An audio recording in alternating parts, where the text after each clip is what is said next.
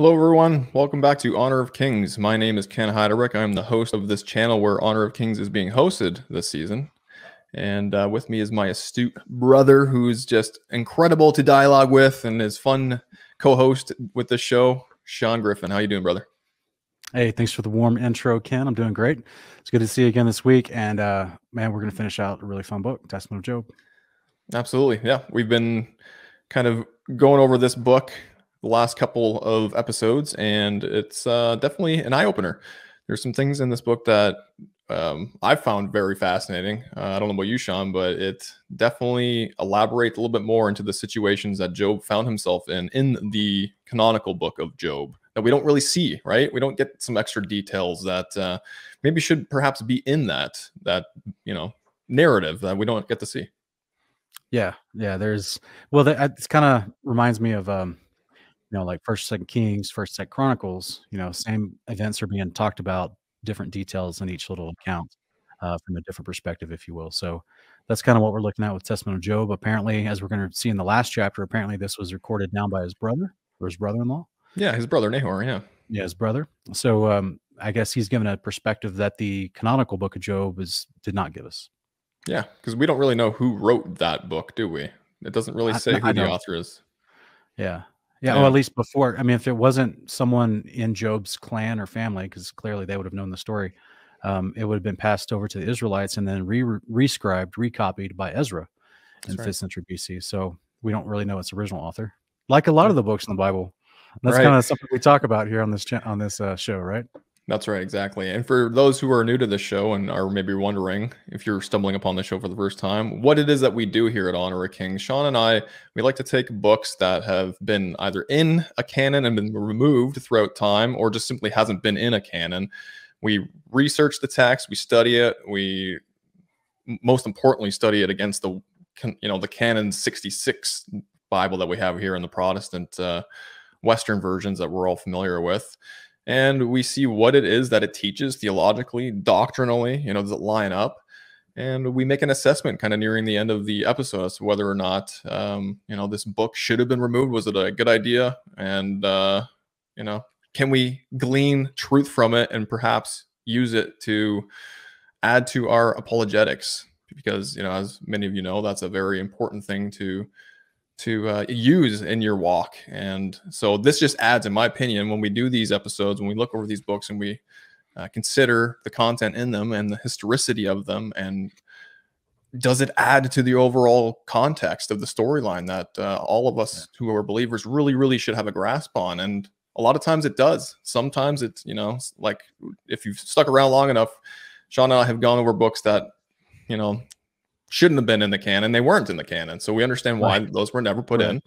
But there are other ones like this one that we're covering today and have the last couple episodes that we're just, what is it that this thing is teaching? And perhaps maybe it should be considered scripture. We'll find out by the end of this episode, because we're going to plan on covering the rest of the book.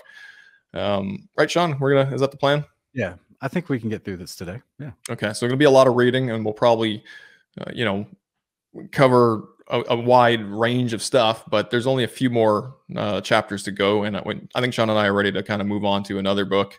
Yeah, I think the audience is starting to realize that, our evaluation concept, since we don't have the actual conversation of the quote unquote councils of, the 4th and the 5th to 16th century, where they had these biblical canon councils, we don't know the evaluation process they had to determine what book was valid and what wasn't, because there was multiple councils that had contradictory ideas of which books were valid. It wasn't like, we're talking like big books like Hebrews and Revelation and James.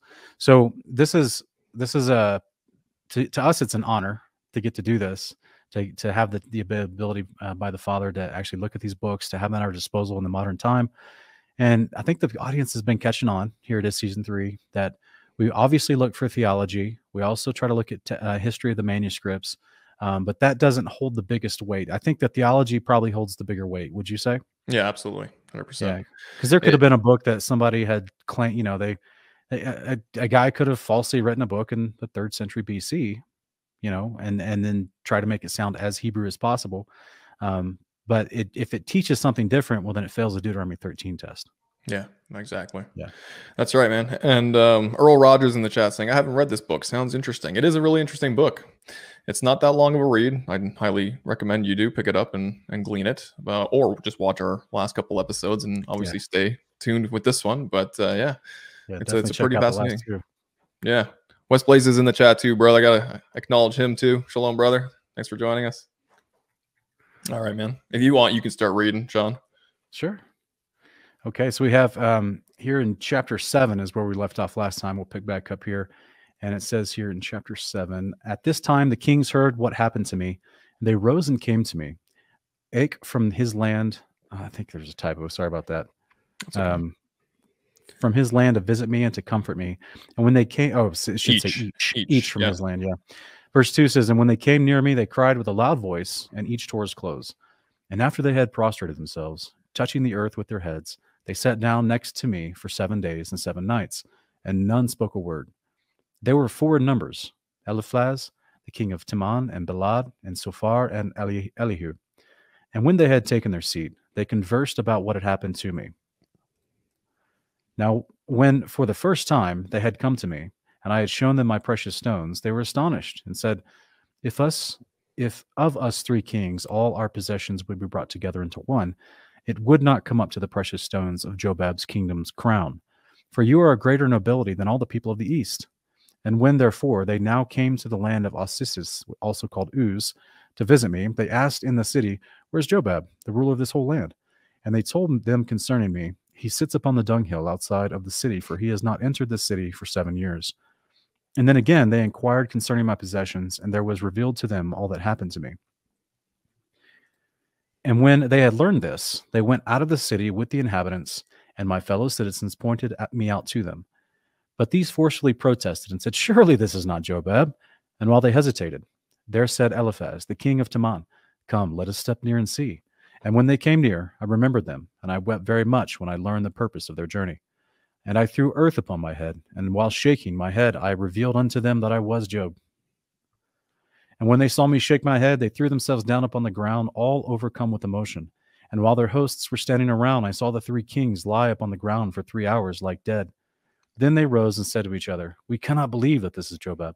And finally, after they had for 7 days inquired after everything concerning me and searched for my flocks and other possessions, they said, Do we not know how many goods were sent by him to the cities and villages around about to be given to the poor, aside from all that was given away by him within his own house? How then could he have fallen in such a state of perdition and misery? And after the 7 days, Elihu said to the kings, Come, let us step near and examine him accurately, whether he truly is Jobab or not.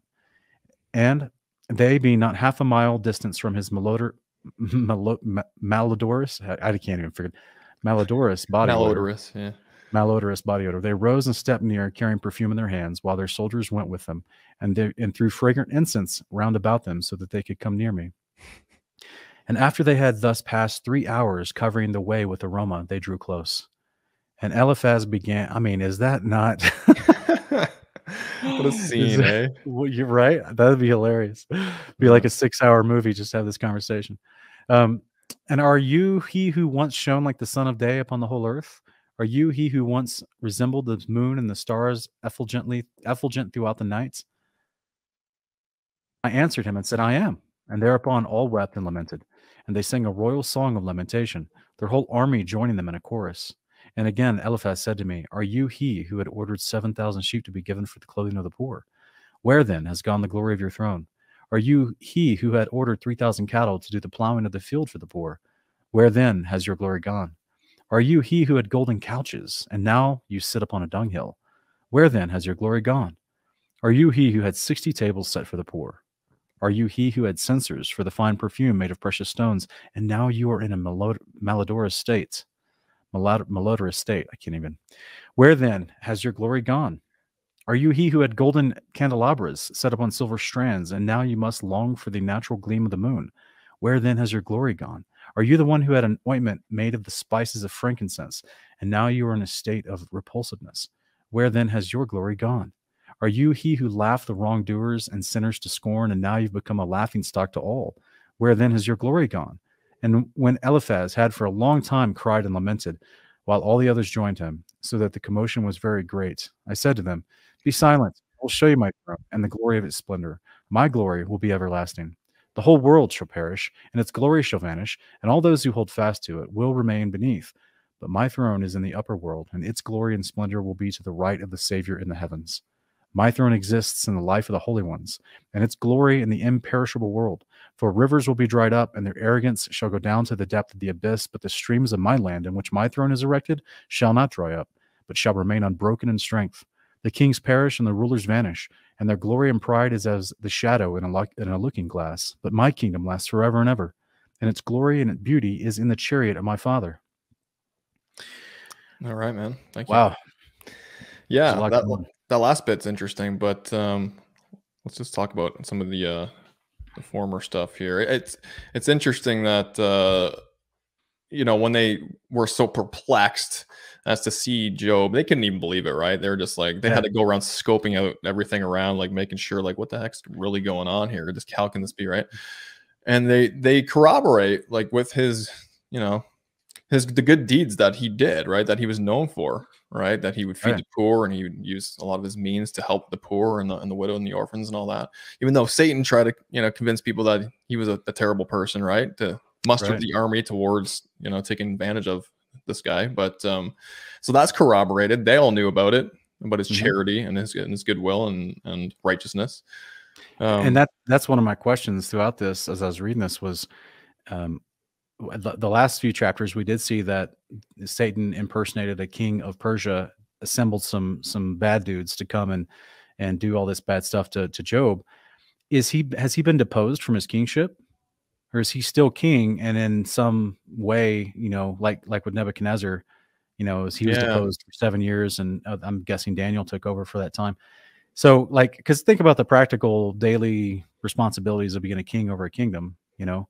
And I'm just thinking, like, are they like coming out to the dunghill and shouting, "Hey, what about the food for next quarter?" You know, and he's like shouting back, "Sire, yeah, tell the Arabians we need a better price." You know, like he's like trying to. I mean, what is the reality here of him being out there? Because we know his wife is going out there to live with him every night. Yeah, and she's, you know, she's working as a servant and trying to just bring about, you know, just the bare essentials of life so they can have bread to eat, right? Just to kind of live. And she's a servant under, I can't remember the guy's name, but they obviously, the people that they ruled over, you know, the nation, they knew who these people were prior to this, obviously, right? But it seems like they're not helping them out in any way. They're not really, it seems like they're fine with the state of how things are. And it's bizarre because, like I said, like when Sittis, Job's wife, went into the market to get bread, I mean, they knew exactly who she was.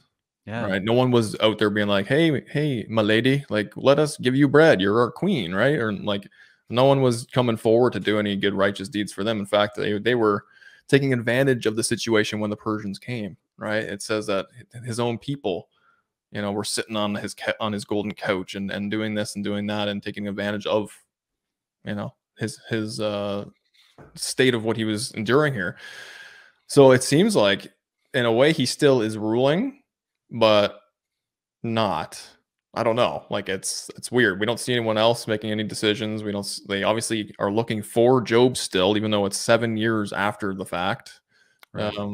And so they still realize that this guy must still be king of this land in Uz. And yeah, it's interesting. And they, you know, they spend 7 days. Once they get there, they spend 7 days just trying to evaluate what they're looking at. You know, it's pretty amazing. And it's hard for them to even believe it. And of course, the incredible pomp of them spritzing themselves with the perfume for 3 hours, just walking over to him, which is hilarious. It took them 3 hours to go half a mile. Yeah. But so we got 4 very illustrious kings, and what I think is fascinating in this whole chapter, Ken, is that it keeps mentioning the word glory. Once the 4 kings realize that it is Job, and they are in the right place, and they're talking to the right guy they were looking for, and that he's had, you know, all this misery and perdition that he's involved in, and he has been so long. They then start this rhetorical concept where they keep saying, "Are you the one who had all this?" And they start listing off these cool things. But he keeps saying, "Where has your glory gone? Where has your glory gone?" And then Job responds, which we can talk about his response, and which I think he's alluding to the resurrection, and the promise of the covenant. And but in both his response and in the, the dirge of disbelief by the fellow kings, they keep mentioning the glory and attributing to it physical value of gems and gold and wealth and opulence. And so it reminds me of every time we see in the scriptures where Yahweh says, I will show them my glory.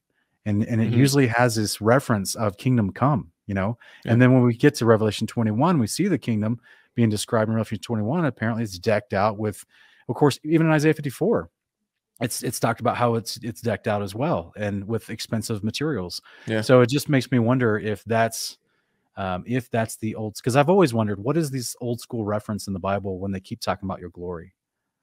Yeah. And Yeah. this seems to be one of the uses of that word from the context. Yeah, no, I agree with that 100%.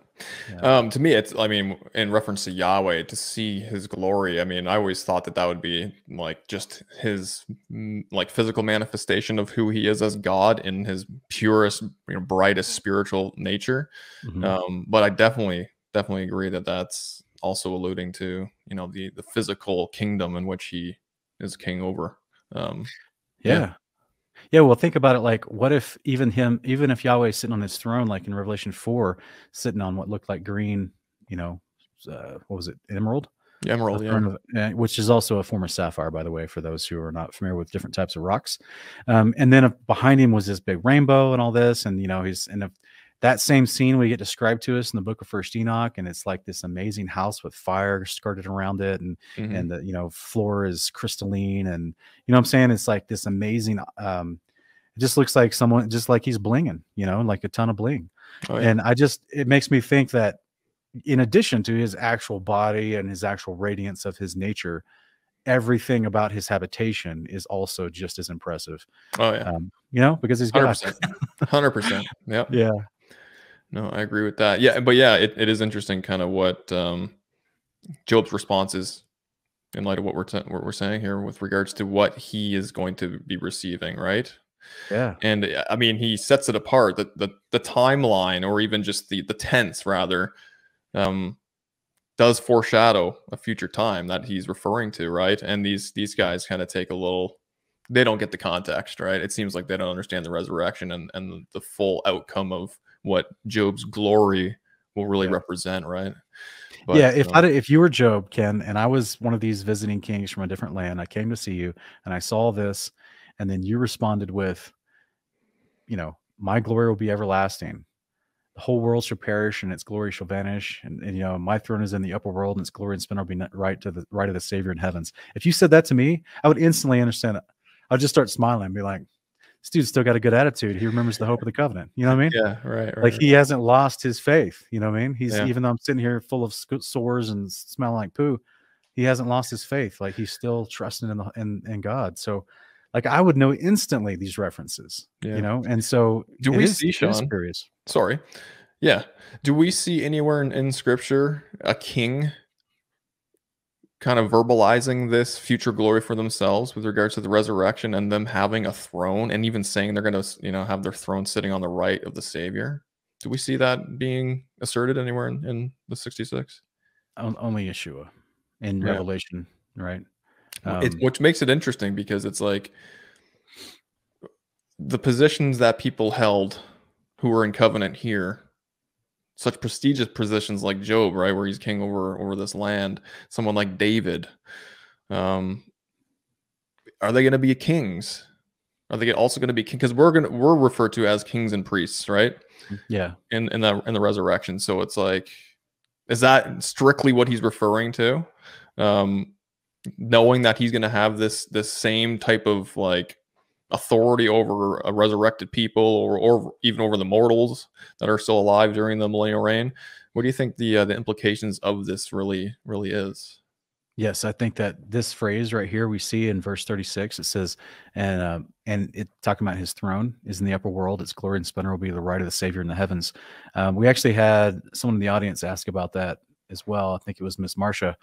And so to me, I understand this to be the cultural idiom of kingdomship that all of them back in the day would have understood. If you're at the right hand of the person in charge, then you're under his authority and you're his servant, right? So two examples, I guess. One's to flesh out the idea further. You remember when James and John's mother, James and John of Zebedee, their mother came and asked Jesus, "Hey, when you come to your kingdom, can my son sit at your right and your left?" And then he's like, "That's not for me to give." You know what I mean? But then later in Revelation 2, he says, "He who overcomes, I'll grant him the right to sit on my throne, just as I overcame and sat on my Father's throne." Mm-hmm.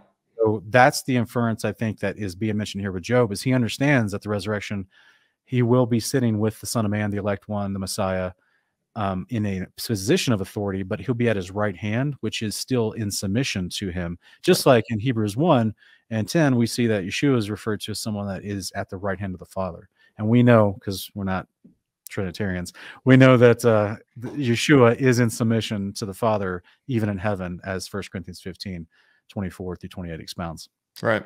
Yeah. And I can't remember, Sean, but it's in either Second Esdras or Second Baruch where it talks about not necessarily they're going to be kings in rulership or anything like that in the millennial reign, but it does mention that when they wake up from the dead, I think and then it lists like Adam, Seth, Abraham, Isaac, Jacob, Jonah. It lists a bunch of people will be lords over you or something like that. I wanted to find that before getting on here. Yeah, it's in the Testament of the 12 patriarchs, and I can't remember if it's in Judah or Zebulun. I can't remember which one. But and it lists all the patriarchs off. Yeah, it lists a whole bunch of OGs. Very cool. So yes, so we're getting obvious kingdom, millennial reign, first resurrection, new covenant, verbiage here, which is awesome. I love seeing it because it proves that it was known way back. That's right. Yeah. That's right.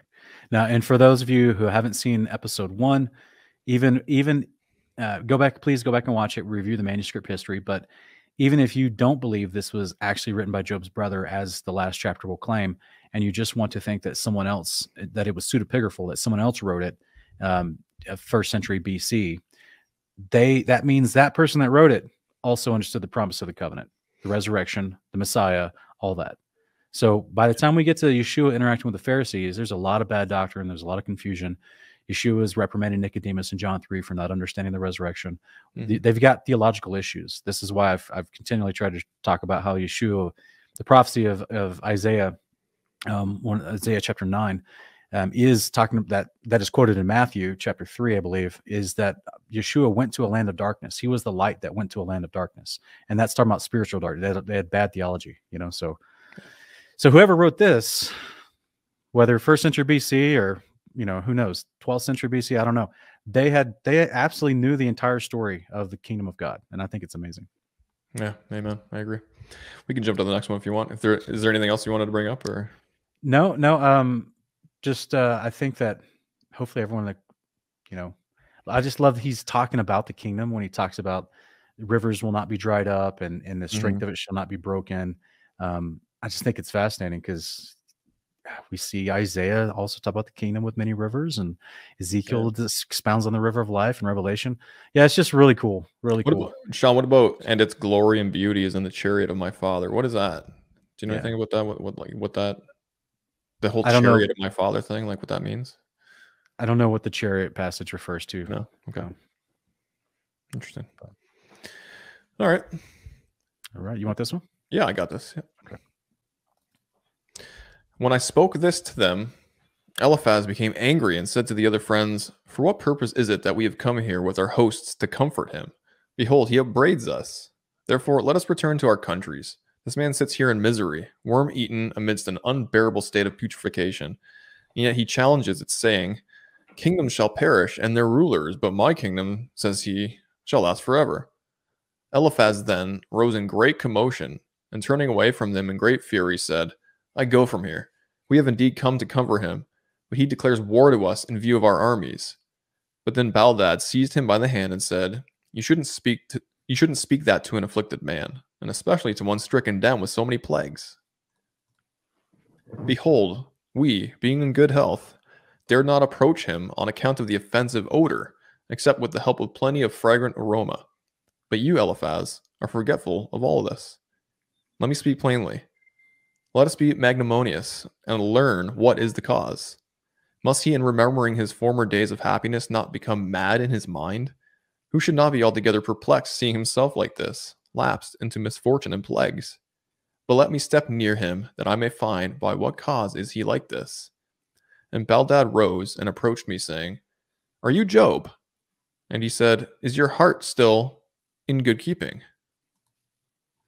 And I said, I did not hold fast to the earthly things, since the earth with all that inhabited is unstable.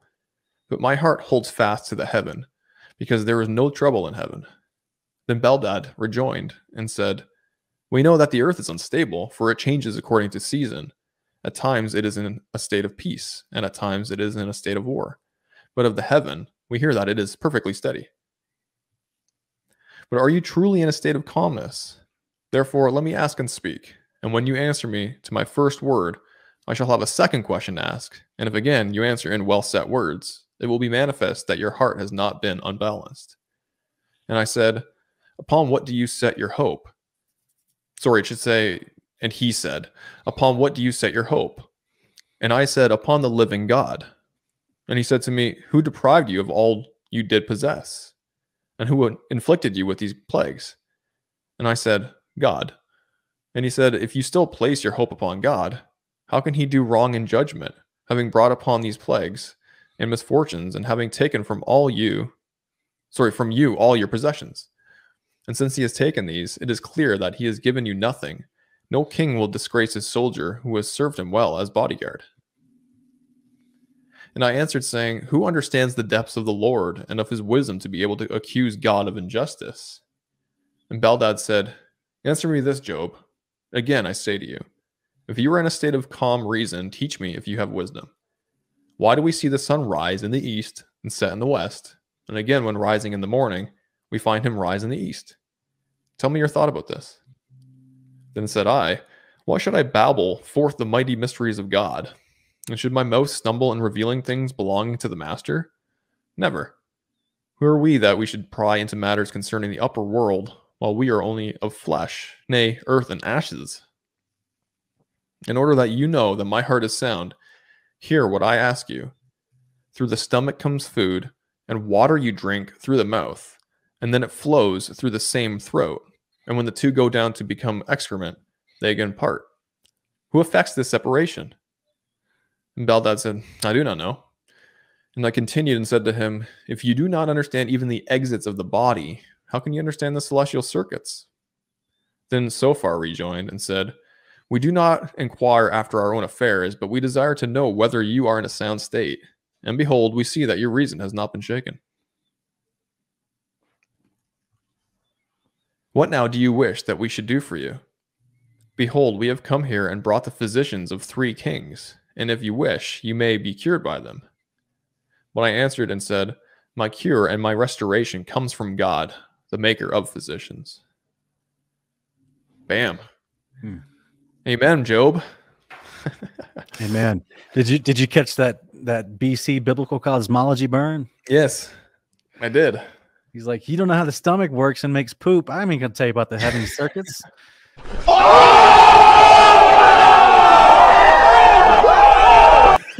Like, yeah, exactly. The celestial circuits. That's hilarious. Hilarious. That'll meme right there.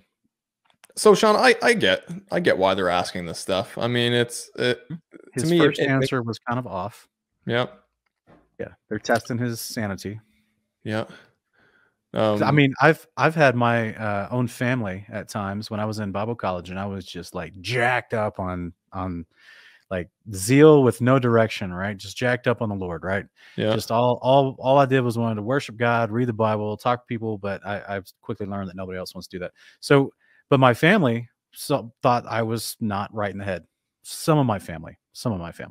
Now, and so then I had some of my family talk to my dad and be like, "Hey, is Sean okay? Like he seems like his head's kind of in the clouds. Like he's not really, thinking, he's not really normal." And my dad talked to me about it, and I was like, I just wanted to have Bible study, and I was trying to get people together for Bible study, and that was too much zeal for them. So yeah, it was funny. My dad just smiled after I explained it to him. He's like, "Good job, keep at it." That's awesome. So I understand too that he didn't really answer very rationally, right? He didn't really go through the normal pleasantries of, hey guys, how you been? How's your kingdoms? How's your flocks? How's your taxation rate? Any rebellions lately?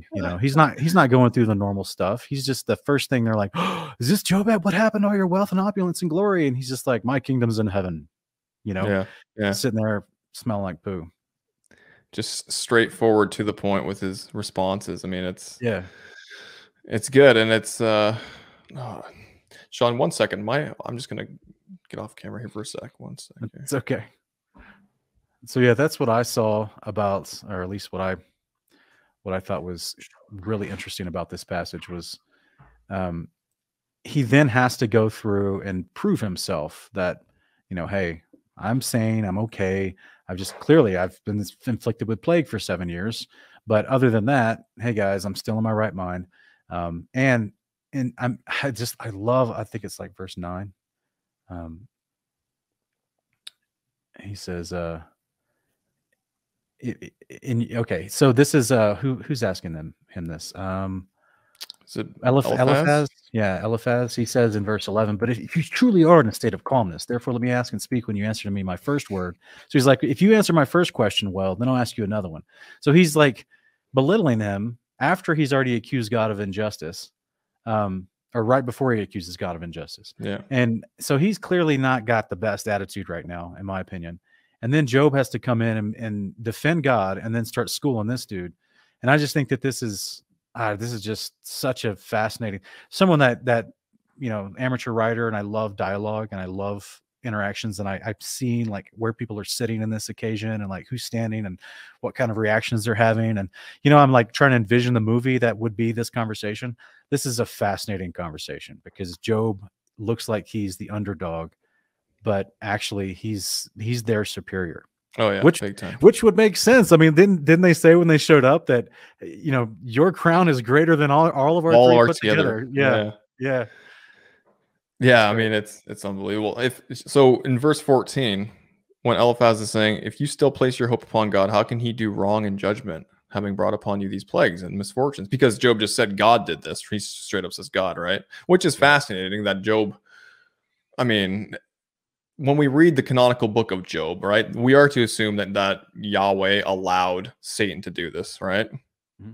Same with this book. We see that Yahweh allows Satan, even after Job finds out that this temple that is in his kingdom has an idol in it that people are worshiping and doing homage to, and he wants to destroy it. But we get a different kind of scenario with regards to Satan's disposition towards him. He's not just trying to pick on him randomly, right? Here he has a purpose. He destroyed an idol in a temple that was dedicated to me. Now I have a personal vendetta against you. The angel tells him that this is going to happen if you do this. If you destroy it, Satan's going to wage war against you, and you're going to have to wrestle like a wrestler. You're going to have to fight him. And so it's just interesting to me that Job, while being questioned, and he's on trial here in front of his buddies, fellow kings, that he's just straight up says God did this, instead of saying this is the circumstances surrounding why I'm sitting on a dunghill here 7 years later. You guys are approaching me all bewildered by what you're seeing. It just fascinates me that's the only information that he provides with his answer here, right? And then Eliphaz's response to this is interesting because he's just like, essentially, no king will disgrace his soldier who has served him well as bodyguard. Therefore, you must not have been a good servant as a bodyguard, right? Obviously, you've done something that this king would do this, that Yahweh would do this to you, which is interesting because clearly that's not the case here. He's been super faithful.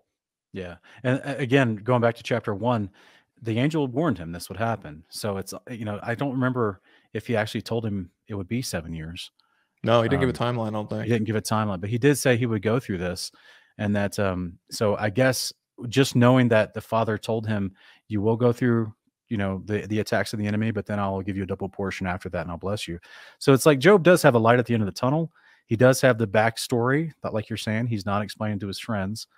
And I would, this is just me, right? The text doesn't say this, but if I'm in this position, I could easily see why Job doesn't take the effort to explain the backstory to his friends right now, because just like when my wife tells me, she asks me like, "Hey, are you going to do a Q&A?" And I'll be like, "No, I'm too tired." And she doesn't really ask much after that, but if she would, then I would be like, if I don't get enough sleep, I'm not my conversation is not patient and long suffering, and there's no niceties. It's just straight and to the point. Like if I'm Yeah. really tired and haven't got enough sleep, or if I was under plague for 7 years sitting in a dunghill and without any comforts of the world, I probably wouldn't have a lot of extra fluffy conversation for them either. Yeah, that's I true. would just be like straight to the point with, yeah, this happened, God did it. Okay, yeah, I'm here, but I'm going to be resurrected and have a glory in heaven. I'm not worried about it. You know what I'm saying? Because because in his mind, he's already had to like console himself to the fact that this will pass. The Father said he's going to give me a double portion.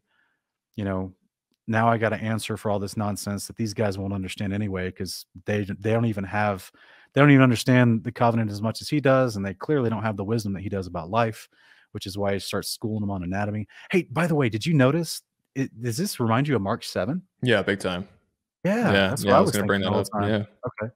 Yeah, what's Yeah. your thoughts on that? I don't know. When I first read it, I thought, because I come at these books with a bit of a raised brow, right? Like I'm not gonna just, I give them the benefit of the doubt, right? Innocent until proven guilty, but it sounded anachronistic to me, where they were pulling like a Mark 7-ish Yeshua's response to the Pharisees with the whole eating with unwashed hands scenario that they're in that chapter, to this, and it sounds very, very reminiscent of it. So if I'm like a first century person who's just writing up a book like this and who knows about Yeshua and possibly has the words of the Messiah in that first century to kind of add in to make it seem like it's legitimate, that's how I would do it too. I'm not saying that's what it is, but that was the first kind of like, I don't know, maybe not feeling I had with that. But I Okay. don't know if there's, I don't know, are you trying to draw a parallel to that in a different way, or? Well, no, I didn't think that it was. I wasn't thinking about it like you were. I was just thinking about Solomon and how when he explained to the Queen of Sheba about all of life, including zoology and even insect world, where he starts explaining the ants to her, and just different, like it seems like the ancient kings had some sort of academy or some sort of schooling in what they considered wisdom, and because like the other kings, they did bring their physicians with them and Mhm. said that he could be cured if he wanted to be. And so if Jobab was also a great king, it's reason to believe he would have his own physicians who had taught him about basic anatomy. We're talking, by the way, about a culture that's living right next to, well, all of Babylon did this, even ancient India did this. They would remove their organs and then they would mummify the body and then the organs separately. So they had some sort of sense of physiology Oh yeah, and for sure. anatomy, Yeah. way back then. Yeah. It is an interesting statement because it does seem to line up so interestingly with Yeshua, just so matter of fact. And if Yeshua's, when in Mark 7, he's not really challenging the Pharisees on it. He's just explaining, that if whether you wash your hands or not doesn't matter, because what you eat goes in the body to purify it as it comes out. I know he did not declare all foods clean. That is an insertion by the text, guys. He would have nullified himself as a Messiah. Whoever was the translator that inserted that should lose his job. So this is interesting though, because he does use this anatomy style teaching to best his friends and make them realize, to get them to admit that they're kind of accusing their senior. Yeah. you know And it's interesting. I mean, that kind of parallels with what he says in verse 20, where it's like, who are we that we should pry into matters concerning the upper world while we were only of flesh, nay, earth and ashes? I mean, to me, it just screams like men can speculate all they want. They can't get past the firmament, right? And there's only been a Yeah. handful of people that have been taken up either in a vision or in spirit, as it's referred to in the book of Enoch and other places. Where they've been able to even see that, and then they pen it down for us to try to like picture how that is, right? But no one has been there, right? Right. And this is why this is cool, and how Job's presenting this is just like, if you don't even know how this works, where you have one of these, what I'm describing, everyone does, and you don't know how that works, how are you going to know the celestial circuits? You're asking me about why does the sun rise in the east, set in the west type thing, and do the same thing over and over again. And how does it do that? Like what? Like you're not going to get. How can we know that?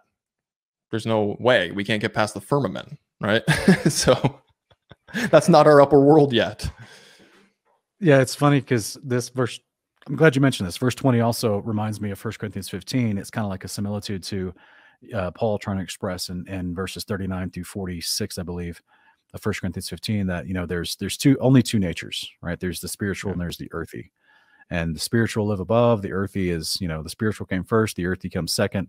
And of course, he's using that information about creation as an example to lead up to resurrection stuff and teachings. But Job here is just kind of expressing to these guys like, hey, man, like there's some things that they know about in heaven we just don't know about. I mean, isn't this what First Enoch talks about in chapter 9, that the watchers taught men secrets of heaven they were striving to learn? Yeah. You know, so there is definitely some extra information up there.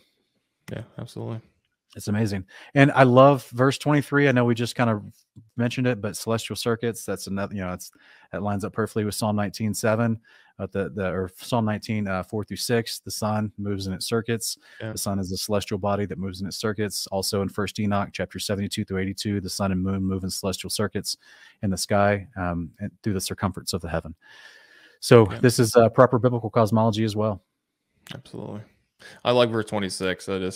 My cure and my restoration comes from God, the maker of physicians. I mean, it's so, you know, as you were saying, I mean, they may have been able to, you know, remedy his issue, his malady there, but ultimately he knows that he's promised to get out of this trial that he's in, and even still looking forward to the resurrection, right? And that's ultimately what he's saying here. My restoration comes from God, the maker of physicians. Like my cure ultimately is going to be the first resurrection, which is amazing. It's so good. Hey, you think those physicians back in the day with Job and his friends, do you think that they took the Hippocratic Oath? Yeah. Way before Hippocrates. Yeah.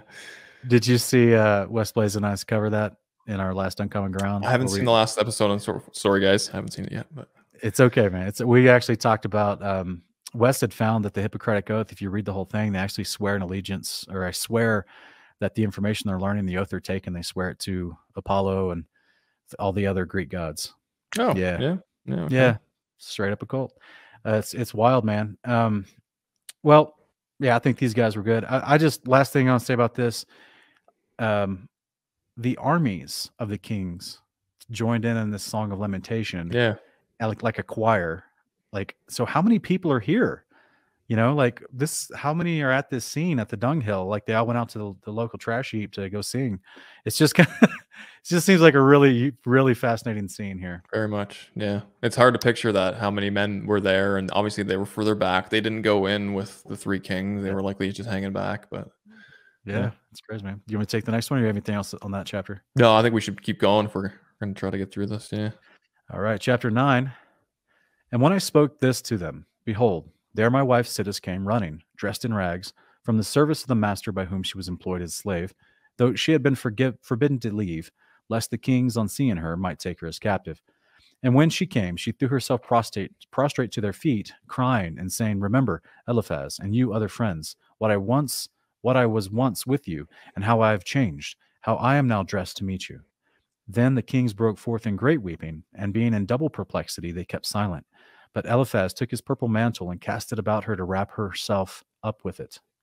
But she asked him, saying, I ask as favor of you, my lords, that you order your soldiers, that they should dig among the ruins of our house which fell upon my children, so that their bones could be brought in a perfect state to the tombs. For as we have, owing to our misfortune, no power at all, and so we may at least see their bones. For have I, like a brute, the mother feeling of wild beasts, that my 10 children should have perished on one day, and not to one of them could I give a decent burial? And the kings gave order that the ruins of my house should be dug up.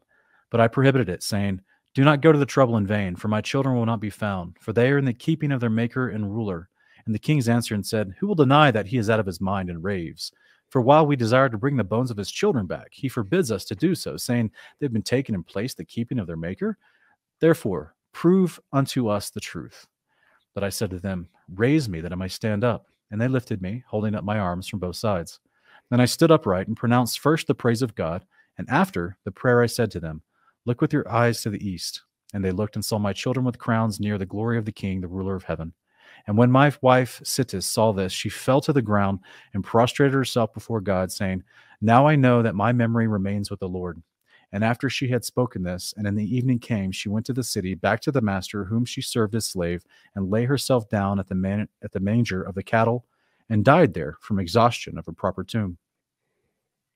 And when her despotic master searched for her and did not find her, he came to the fold of his herds, and there he saw her stretched out upon the manger dead, while all the animals around her were crying about her.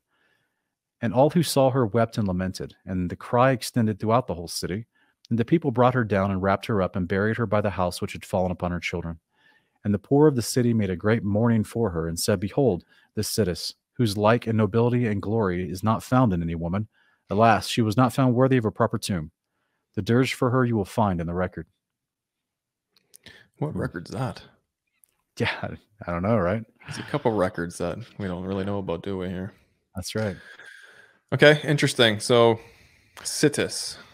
First of all, we get the name of Job's wife in this book, as we mentioned last episode. We don't get that in the canon of 66. She's a good woman. She seems to be a very good woman, you know? Yeah. I mean, just like us all, she had her moments. Those moments were recorded so briefly in the canon book of Job that it could lead people to think she wasn't a good woman. Yeah. Yeah. I used to, before I got a hold of this book, Sean, I used to think she was kind of like a Jezebel, you know, just curse God and die, right? Like just evil, right? Yeah. I don't know. I guess Job actually married someone who was worth being a helpmate with him. That was a good woman.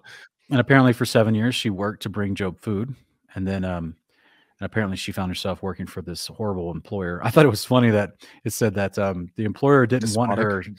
Yeah, he was despotic, but he didn't want her to go to the kings that came to visit Job, because he was like, oh, they're just going to take her from me, because he knew that the kings would recognize who she was, right, and get her out of her bad state, and he wanted to keep her as because he's a bad master. So yeah, that's and by the way, guys, we're not talking like American slave language or even slavery from the 1500s in our modern society or in modernity. That word is for a servant. And yeah, he was despotic, but it's not talking about, he didn't force her. Just as we read earlier, every night she came back to Job and brought him food, stayed with him. I mean, she wasn't like sold into slavery and now owned by somebody else. This was the terminology that came through the KJV in the 1500s. It used to be a terminology for being employed. Okay, so that's actually what it says right here. And she was basically, if you translated this word slave properly in verse 1, it should say servant. Right, he's employed as a servant, and because the modern definition of slave, you're not employed, you're forcibly working for someone for no money. So that wasn't the case. She was getting paid, she was employed. This is just old school language of how they referred to a job. Yeah, although he didn't want her to leave, though, right? Right. Hey, I've had jobs like that where people were like, no, you can't have off on Thanksgiving, you know, so didn't want me to go see my family. So yeah, I've had despotic rulers too. Sean, verse 3, where it says, then the kings broke forth. Okay, this is the first time they're seeing Job's wife, by the way, right? At like in this state, they're just coming to the realization that this might actually be Job who they're corresponding with here. They're slowly being convinced, and then all of a sudden Sittis comes, right? That's right. And she's just like, hey, remember me. And then the kings broke forth in great weeping and being in double perplexity. So now they're like perplexed, obviously, with Job's circumstances, but now they're Sittis. Oh, okay. And they kept silent, because now I think it clued in that this is Job, this is his wife. Like, yeah, wow, yeah, it's crazy. And my first question would be, how in the world is this the first time they're hearing about this after 7 years? Obviously, they didn't have the internet, but they did have messengers that ran between kingdoms and passed on, you know, reports, instructions, trade deals, and even gossip and rumors, right? Reports about the land. But at the same time, I think we see why they didn't know about it, because later when she tries to get their soldiers to dig up the bodies of her children, and Job's like, no, don't worry about it. Like, I think this is what we talked about last time with the difference in attitude between his wife and him. And like, she understands that he seems to have an attitude where he's going to endure this, because he's been promised by the Father, after this, I'm going to bless you double again. This won't be the end of your life, and you know, you'll get through this. but it's like she doesn't quite believe that, right? It's like Hmm. she's in despair because of her conditions, and now she's literally the breadwinner for the family at this point. So, but same thing with these other, like you see that attitude come out, like, no, don't worry about it, like, the resurrection, they're with the Father, it's okay, And by the way, I guess we should talk about that, right? Yeah, I wanted to bring that up. Yeah. Yeah, because I know when I first read this, I thought was, oh man, is this like a 5th century, concept here where everyone Hmm. suddenly was going to heaven, and all the furthering new gospels that popped up in the 4th and 5th century. Yeah. Yeah. So I mean, So okay, so we have in verse 8 here, Job saying that essentially once Sittis is petitioning these kings to go and get the sons out of the ruin of the house that fell upon them. He's saying, don't go to the trouble in vain, for my children will not be found, for they are in the keeping of their maker and ruler. And that's not a troubling statement to me. I mean, nope, that to Sheol. me, that's That's the way Sheol, it right? goes. Yep. Um, I Well, guess what is it, in verse? furthering chapters, he's actually going to explain this, in my opinion. This is why I'm glad we're reading all these chapters today. Yeah, exactly. Yeah. So he raises them up, or sorry, he gets them to raise him up, right? And Mhm. what are I seeing a vision here now? They must be Yeah, right. that's what I'm thinking it is. Just like Isaiah would see a vision of the future, of things to come, all the saints being resurrected and in heaven glorified with the robes on. Same thing here. But the Father's just allowing them, his wife, and these fellow kings to see the vision too. Yeah, So yeah, yeah, and they're seeing the sons in a resurrected yeah, glory, and it's enough for Sidis. She was happy, right? She saw yeah. it, and now I know that my memory remains with the Lord, and then she goes and dies, and has animals weeping over her. And when something that you and I haven't even talked about previously is, in this vision, think about what it's saying in verse 13. Um, Sitting next to the king, the glory of the king, the ruler of heaven. Who is that? Yeah, Yeshua. Right. So if they're seeing the moment in the future where his sons, all of his children, the 7 sons, 3 daughters, get resurrected and are with the king of heaven, that means they're seeing the king of heaven in the future at that time too, which would be Yeshua. Yeah, yeah, that's amazing. Yeah, it's pretty fun. So now this puts us in a category of like Enoch's visions of the Messiah being glorified and at the right hand of the Father after the resurrection. Hmm. So this It's is pretty pretty amazing. powerful. It is a mind warp though, isn't it, Sean? If you actually sit back and think about the fact that this vision that was shown to them, they're seeing a future experience of their sons being in resurrected glory with Yeshua, but it hasn't even happened yet. But they're That's right. seeing it. That's just, to me, that's just fascinating how this whole, Yahweh knows the end from the beginning from the end, and he can show visions of things that are to come before they come. And it's just, to me, it's such a bizarre mind warp of a truth. It's crazy. Yeah. I mean, John in Revelation sees the kingdom of God descending through the firmament down to Yeah. heaven, or down to the earth. And that's a huge event, so yeah, it's just the whole idea of seeing the future, or the Father showing you the future in a vision. It's just like, I'm a little jealous, but then at the same time, I'm like, what responsibility comes with that kind of vision? And Yeah. here we have Job, like for him to have that kind of confidence, to be like going through all this, having this faith in God, and being like, hang on, guys, let me, like I said before, he's not really explaining very well.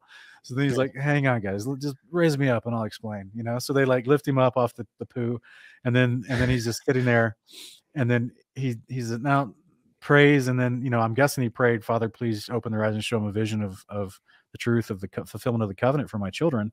And then they turn around and they see this, and it reminds me of what was it, Elijah in 1 Kings chapter 6 with the king, and he's like, open your eyes and look at the armies of heaven all Yeah. around the mountains. Yeah. So it's very similar. I mean, we see similarities in how the Father works through faithful people with Mhm. visions. I don't see anything out of the ordinary there. I just hope the reader and the listener today understands that, in my opinion, his sons aren't already resurrected, because he knows the covenant, just like he was explaining earlier, right? Yeah. He was expounding upon the covenant, which includes the timing of the resurrection happening later.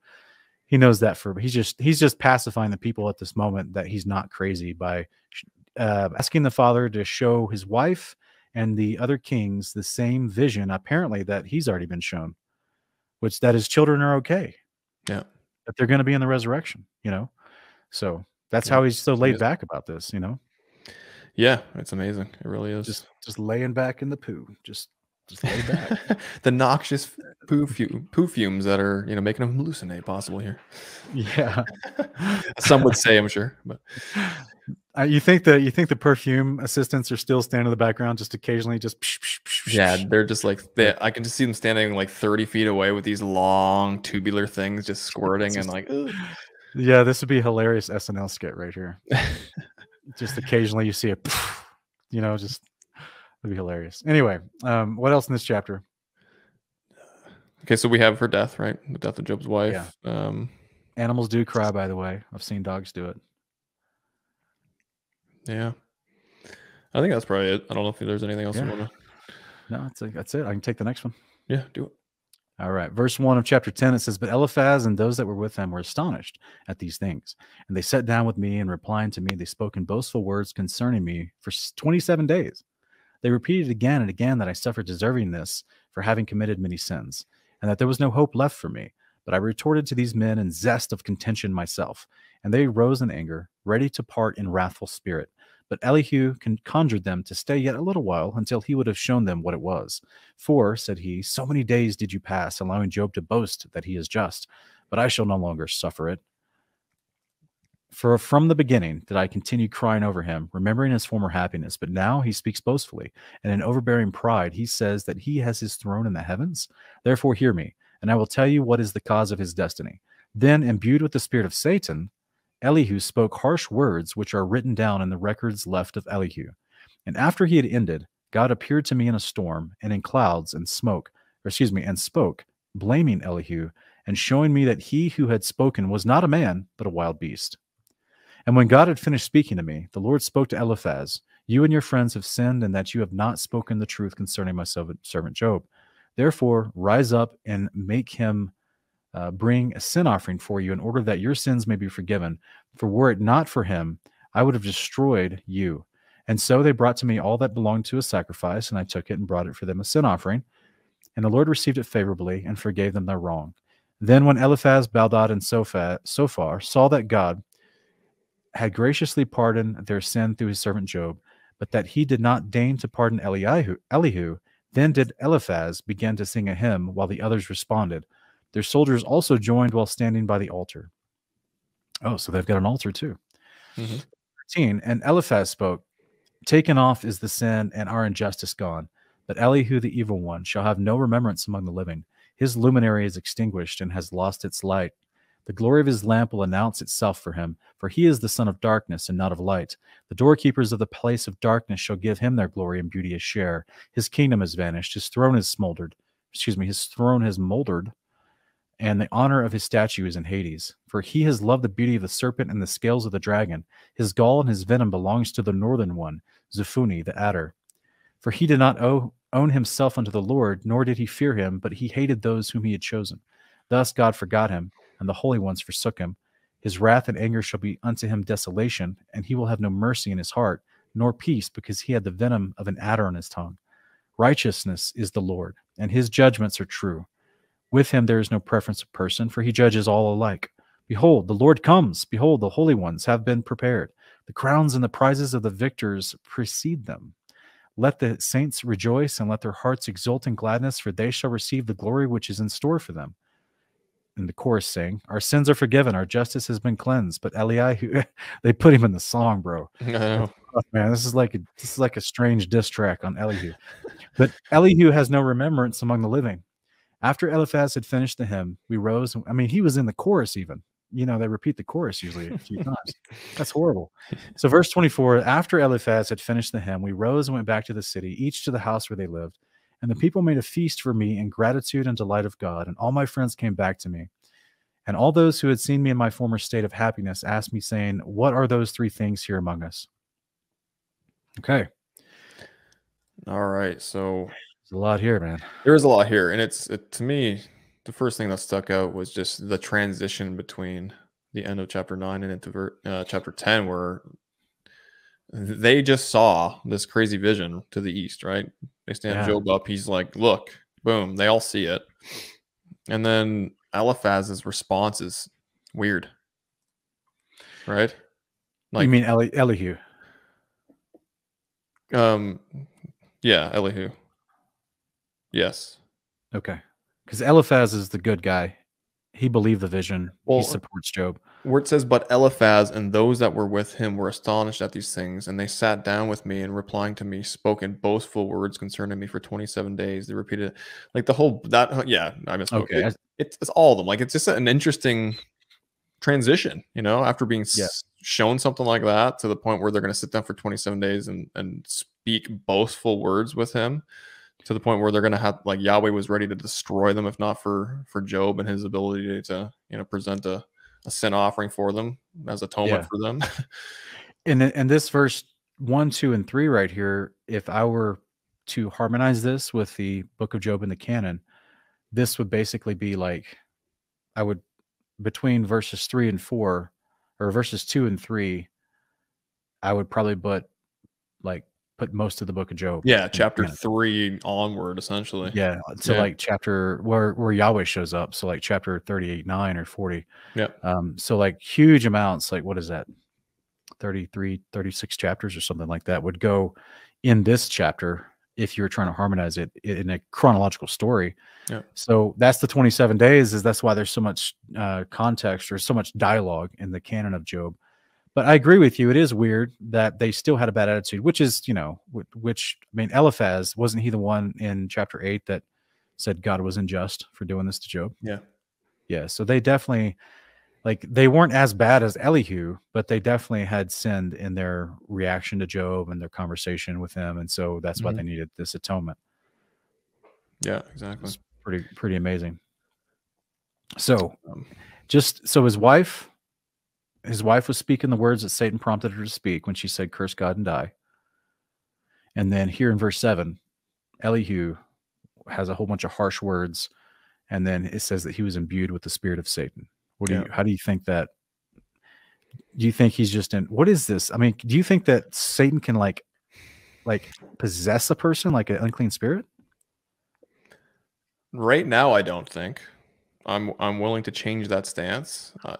From my I'm with you. understanding, it's similar to like when Satan entered Judas, right? Like when we went over that in the Apocalypse of Abraham.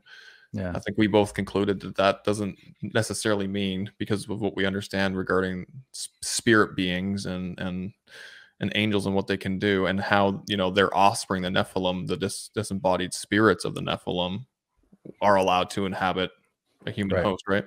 So it's suggesting that that's kind of what that would mean, right? If there's like a hierarchy here, that when it says that the spirit of Satan imbued Elihu or went into Judas, we're thinking that because Satan has authority over the unclean spirits that are here on the earth, he can send them to do his will, right? Where he himself isn't necessarily the one that's embodying or possessing a person. So that's how I understand that here. It doesn't need to be fully fleshed out, because that would have been the context regarding how he operates. I agree. Yeah. Yep. And we don't know. I can't look at the original translation anyway. All these capitalized words are the decision of a translator. Yeah. So that's where they have to try to understand the context. And we know that, the word Satan just means adversary anyway. Yeah. So it could have been an unclean spirit, but they're all under the control of Satan. So it's just like everything the angels does, the Father takes credit for, whether good or bad, in the opinion of the person. Same thing here. All the things the unclean spirits do, Satan will get credit for it. So that's why it is right either which way you want to take it, in my opinion. Yeah, exactly. And in the latter half of verse 7, there was says, Elihu spoke hard words which are written down in the records left of Elihu. I mean, we're going to see this a couple times in this book, right? There seems to be other manuscripts that correspond with the events in this narrative. And so I haven't seen it. I haven't researched it. If any of you brothers and sisters have, throw up some links to sources for that. Otherwise, it's left a mystery, I guess. An unearthed manuscript out there with that, or perhaps they have them, they just haven't released it or something. But it's interesting. Yeah, and if this book, I mean, this means that even at the most earliest dating of this book, at the 1st century BC, they were also referencing the records of Elihu. So this isn't. I don't know. This is interesting. I mean, No, that's not right. Because I mean, I guess it just depends on when we believe the book was originally written. Because if it was just being copied up to the 1st century BC and further, then it could be the records of Elihu in the kingdom of Edom somewhere Yeah, that yeah, got lost to time. You know, exactly. Yeah, that the Hebrews just didn't adopt to their literature like they did the book of Job. yeah. So it's interesting. Sean, verse 8. God appears to Job in a storm and in clouds. Same type of scenario with Mount Sinai, you think? Like That's same right. type of, yeah, That's right. yeah, Exodus 19 and 20. It's the same concept, which would make perfect sense to why the canon of Job, Yahweh says, brace yourself like a man because I'm about to speak to you. yeah, Because remember, all the people at the base of Mount Sinai were like, "Don't let him keep talking. We can't handle it." They yeah. were freaking out. So, like, I can understand if he showed up with all this power in the same regard. Um, Now, do we think it's God Himself, or do we think it's Elohim showing up in behalf of God, an agency of God? I'm gonna go with the latter Okay. personally. I do believe Yahweh has shown up on the earth in His physical manifestation. I don't think this was one of the instances, but Yeah. Yeah, just like all the places in, the prophets and First Samuel and First Kings, that the Lord appeared and spoke to so and so. yeah, Well, it wasn't just like, we already know that the Father can't literally just hang out in the room with you, you would die. So it's his angels that he sends, right? And then the credit goes back to the Father. yeah. So So it's interesting in verse 9 where Yahweh's talking to Eliphaz, saying, "You and your friends have sinned, in that you have not spoken the truth concerning my servant Job." Um, I've lied, Sean, in my life. You have too. yeah. Um, what about these lies was Yahweh willing to engage in wrath on them? In your opinion, is it just because they have positions of authority and they're coming to another king who's a righteous king, and they're just like literally just being myopic with how they're viewing everything around, even though he's giving them visions and Well, he's, how what's yeah. the deal with the I would say, let me go to the passage in Leviticus. I would say this is a pretty serious transgression in the Father's eyes because these guys are, to Job's face, they are slandering him. So, um,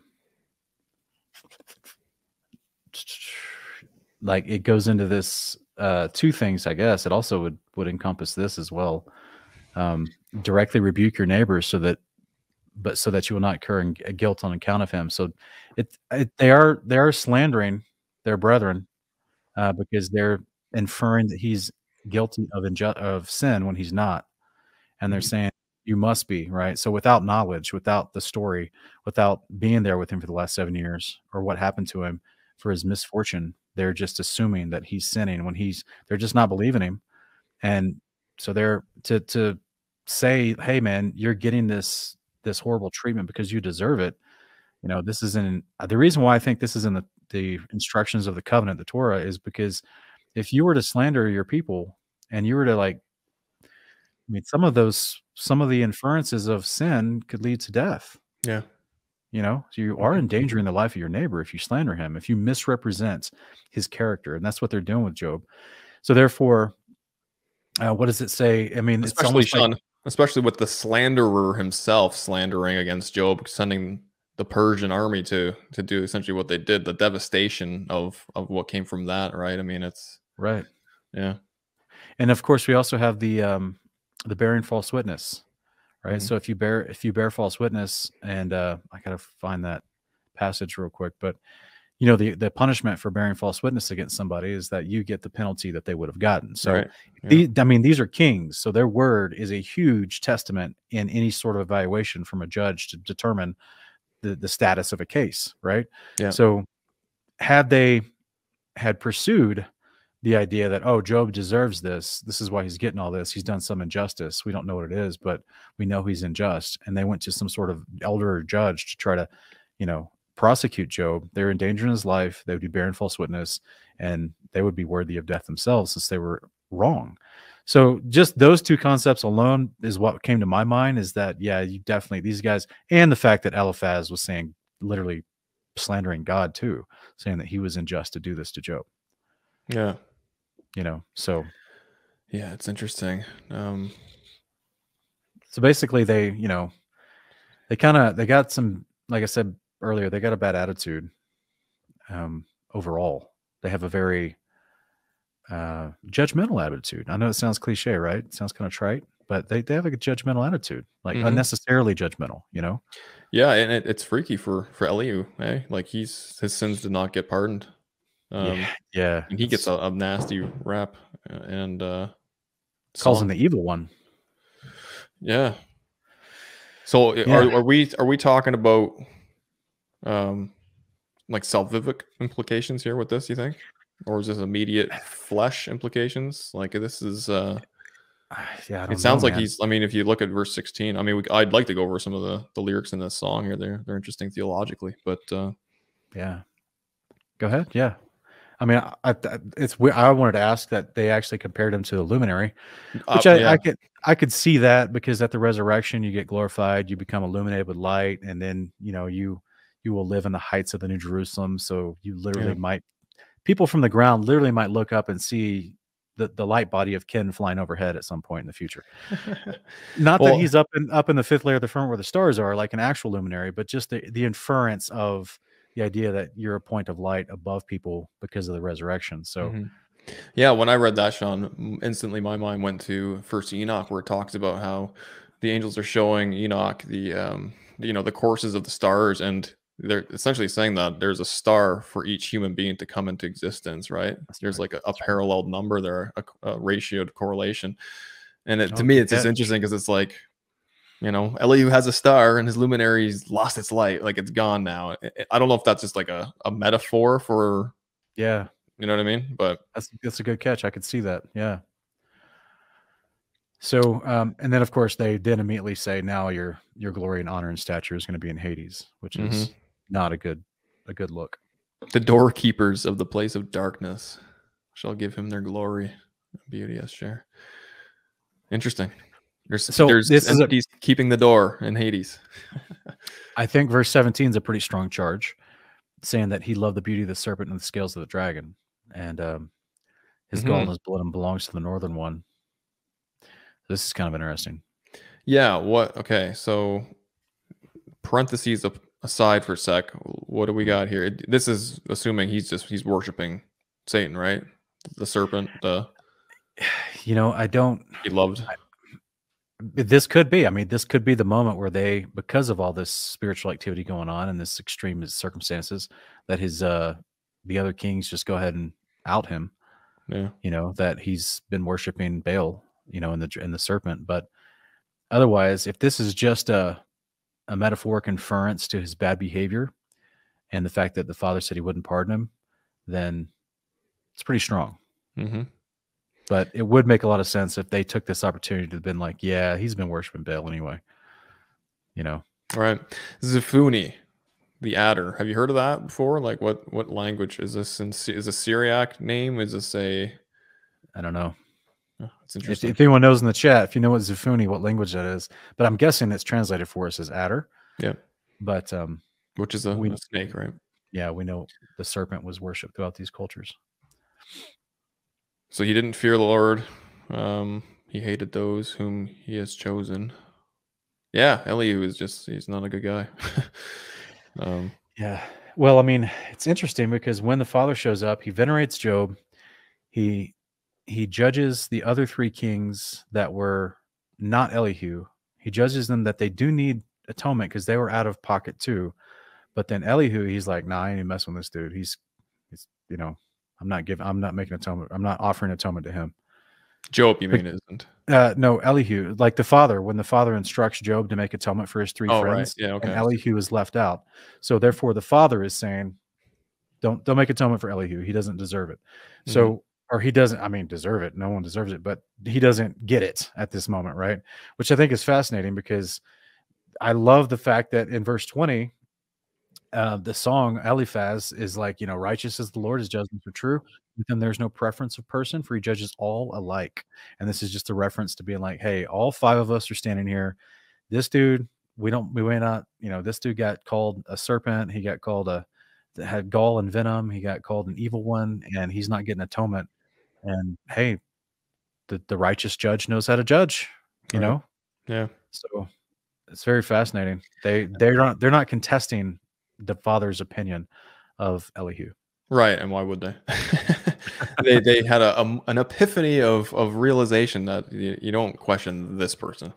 So, Um, so real quick, I do love that you brought up the fact and earlier that it was he showed up with thunder and clouds and right this big show, right, when the Lord shows up and they start. So now they're doing and saying everything Job does and says. Whereas before, for the last 27 to 35 days, they've been questioning everything Job has said, even though Job has just been repeating everything the Lord has told him. yeah, You know what I mean? And so it's interesting that they needed a sign, basically, and a wonder before now they take it seriously and they're listening to Job now. And right. that could also be a A reference second to sign and a wonder. Yeah, a poor character by these guys. You know, they needed to be led properly by a righteous person. yeah. Verse 21 is interesting to me, Sean. It was very reminiscent of First Enoch chapter 1, where behold, the Lord comes, the holy ones have been prepared. Right. Right, that mustering of the angels and how he's coming to enact vengeance on the earth eschatologically in days ahead. So it's interesting, right? It's like, what did they have? Did Job have the Enochian writings? Did he have Abraham's writings? Did he have all Noah's writings? Is that how we determine righteousness? Through those passed on ancient manuscripts. Did he have possession of them? Which is why we're able to, not even just Job, but I mean Eliphaz is here singing this, right? I would say yes, because if you remember Jubilees, Abraham did have them. Yeah. And Abraham, Job is a descendant of Esau. And so even before Esau became an adult and transgressed the covenant, he was probably taught the gospel of the kingdom and the writings of Enoch as a kid, Mm-hmm. he and Jacob and Ishmael. So like these are all that same family line. I wouldn't put it past them to have had at some point talked about, had a copy of, or had passed down orally the writings of Enoch. Yeah. Because it says Abraham had them, Yeah, no, I agree. Jubilees 21. Yeah. Verse 22 is really awesome too. I mean, it makes me feel powered and it's a joyful exclamation here. Let the saints rejoice and let their hearts exult in gladness, for they shall receive the glory which is in store for them. That's that promise of being made perfect, right? And the kingdom to come. So it's awesome. And I love the end of verse 21, the crowns and prizes of the victors precede them. That would make sense because at the last trumpet on the day of the Lord, the saints rise from the dead and are given their new bodies and their crowns of life. Right. So we're metaphorically, I don't know if they're physically you're going to, pop out the ground with your robe of white and your crown on, but you're promised the crown of life at the resurrection. Right. And of course, you're promised to have a placement in the kingdom. And this is fascinating because the Lord comes. Behold, the holy ones have been prepared. That's the saints, the warrior angels that are coming back with him. The crowns and prizes of the victors precede them, because the first resurrection is what happens to start the day of the Lord. Yeah, so even the specific timing of the last trumpet is correct in this. So this is fascinating. Yeah, it's fascinating. Yeah. Theologically on point so far, Sean. We can just jump into 11 if you want. Sure. Do you want this one? Yeah, I can do it. All right, but I, being desirous to take up again my work of benevolence for the poor, asked them, saying, give me each a lamb for the clothing of the poor in the state of nakedness, and 4 drachmas of silver or gold. Then the Lord blessed all that was left to me, and after a few days I became rich again in merchandise, in flocks, and all things which I had lost, and I received all in double number again. Then I also took as wife your mother, and became the father of you 10 in place of the 10 children that had died. And now, my children, let me admonish you. Behold, I am about to die. You will take my place. Sorry, here we go. That's good. Only do not forsake the Lord. Be charitable towards the poor. Do not disregard the feeble. Take not unto yourselves wives from strangers. Behold, my children, I shall divide among you what I possess, so that each may have control over his own and have full power to do good with his share. And after he had spoken this, he brought all his goods and divided them among his 7 sons, but he gave nothing of his goods to his daughters. Then they said to their father, our Lord and Father, are we not also your children? Why then do you not also give us a share of your possessions? Then said Job to his daughters, do not become angry, my daughters. I have not forgotten you. Behold, I have preserved for you a possession better than that which your brothers have taken.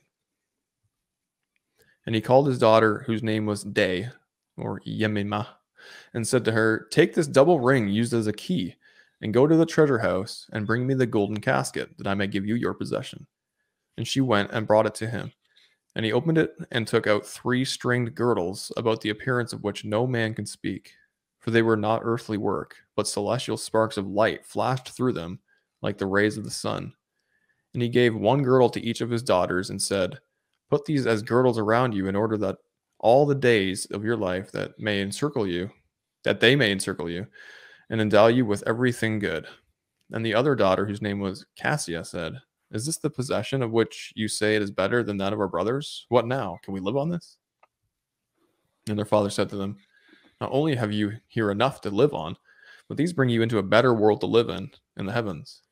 Or do you not know, my children, the value of these things here? Here then, when the Lord had deemed me worthy to have compassion on me, and to take off my body the plagues and the worms, he called me and handed to me these 3 strings. And he said to me, 'Rise and gird up your loins like a man. I will demand of you, and declare you unto me.' And I took them and girt them around my loins, and immediately did the worms leave my body, and likewise did the plagues. And my whole body took new strength through the Lord, and this I passed on as though I had never suffered. But also in my heart I forgot the pains. Then spoke the Lord unto me in his great power, and showed to me all that was and will be. Now then, my children, in keeping these, you will not have the enemy plotting against you, nor evil intentions in your mind, because this is a phylacterion from the Lord. Rise then, and gird these around you before I die, in order that you may see the angels come at my parting, so that you may behold with wonders the power of God." Then rose the one whose name was Day, Yemima, and girt herself, and immediately she departed her body, as her father had said. She put on another heart, as if she never cared for earthly things. And she sang angelic hymns in the voice of angels, and she chanted forth the angelic praise of God while dancing. Then the other daughter, Cassia by name, put on the girdle, and her heart was transformed, so that she no longer wished for worldly things. And her mouth assumed the dialect of the heavenly rulers, archons. And she sang the donology of the work of the high place. And if anyone wishes to know the work of the heavens, he may take an insight into the hymns of Cassia.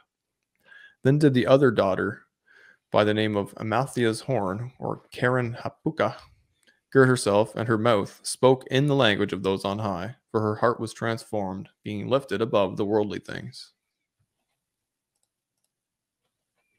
She spoke in the dialect of the cherubim, singing the praise of the ruler of the cosmic powers and extolling their glory. And he who desires to follow the vestiges of the glory of the Father will find them written down in the prayers of Amalthea's horn. All right. Okay, so we have a lot of fascinating things going on here with Job's daughters. They were gifted some really unique, non-earthly possessions that seem, if I'm honest, far-fetched. But let's discuss them, Sean. Okay, let's discuss these things. I mean, it's interesting. So the father gave Job these 3 girdles, right? Is that what they're calling them? Yep. So we got here it is. Put these girdles about you around in all the days of your life, you may circle and die with every good thing. So that's interesting. Yeah. But I think that they're 3-stringed, which I think is interesting, and we're going to read about that in the prayer of Amalthea's horn in a little bit. Yeah. Because I actually have that. Yeah. So Job put these on, and instantly his body, I find this fascinating, his body, transformed back to the healthy state that it was prior to him taking on the plagues. The worms were gone. And then it said that his heart, it's almost like everything that he witnessed. Yeah.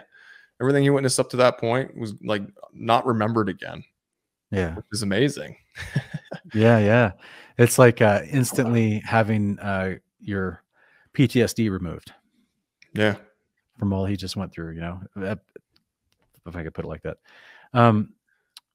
Before we get to the actual tassel things, the string things, I just wanted to quickly address this, because a lot of people might be thinking that it says that, he didn't give his daughters an inheritance like he's supposed to, Yeah. But he actually does. He in the explanation of this, he actually explained that not only is this clearly in a gold, like very valuable to him, because he was keeping it in a golden casket. But the fact that he says in verse 16, and their father said to them, not only have you here enough to live on, and to me, that makes me think that he's talking about his wealth of his kingdom and his house, right? Because you remember in ancient cultures, if the daughter, she lived with the family and the father until she got married and went and became one with the other man, and then went into his care and his financial care.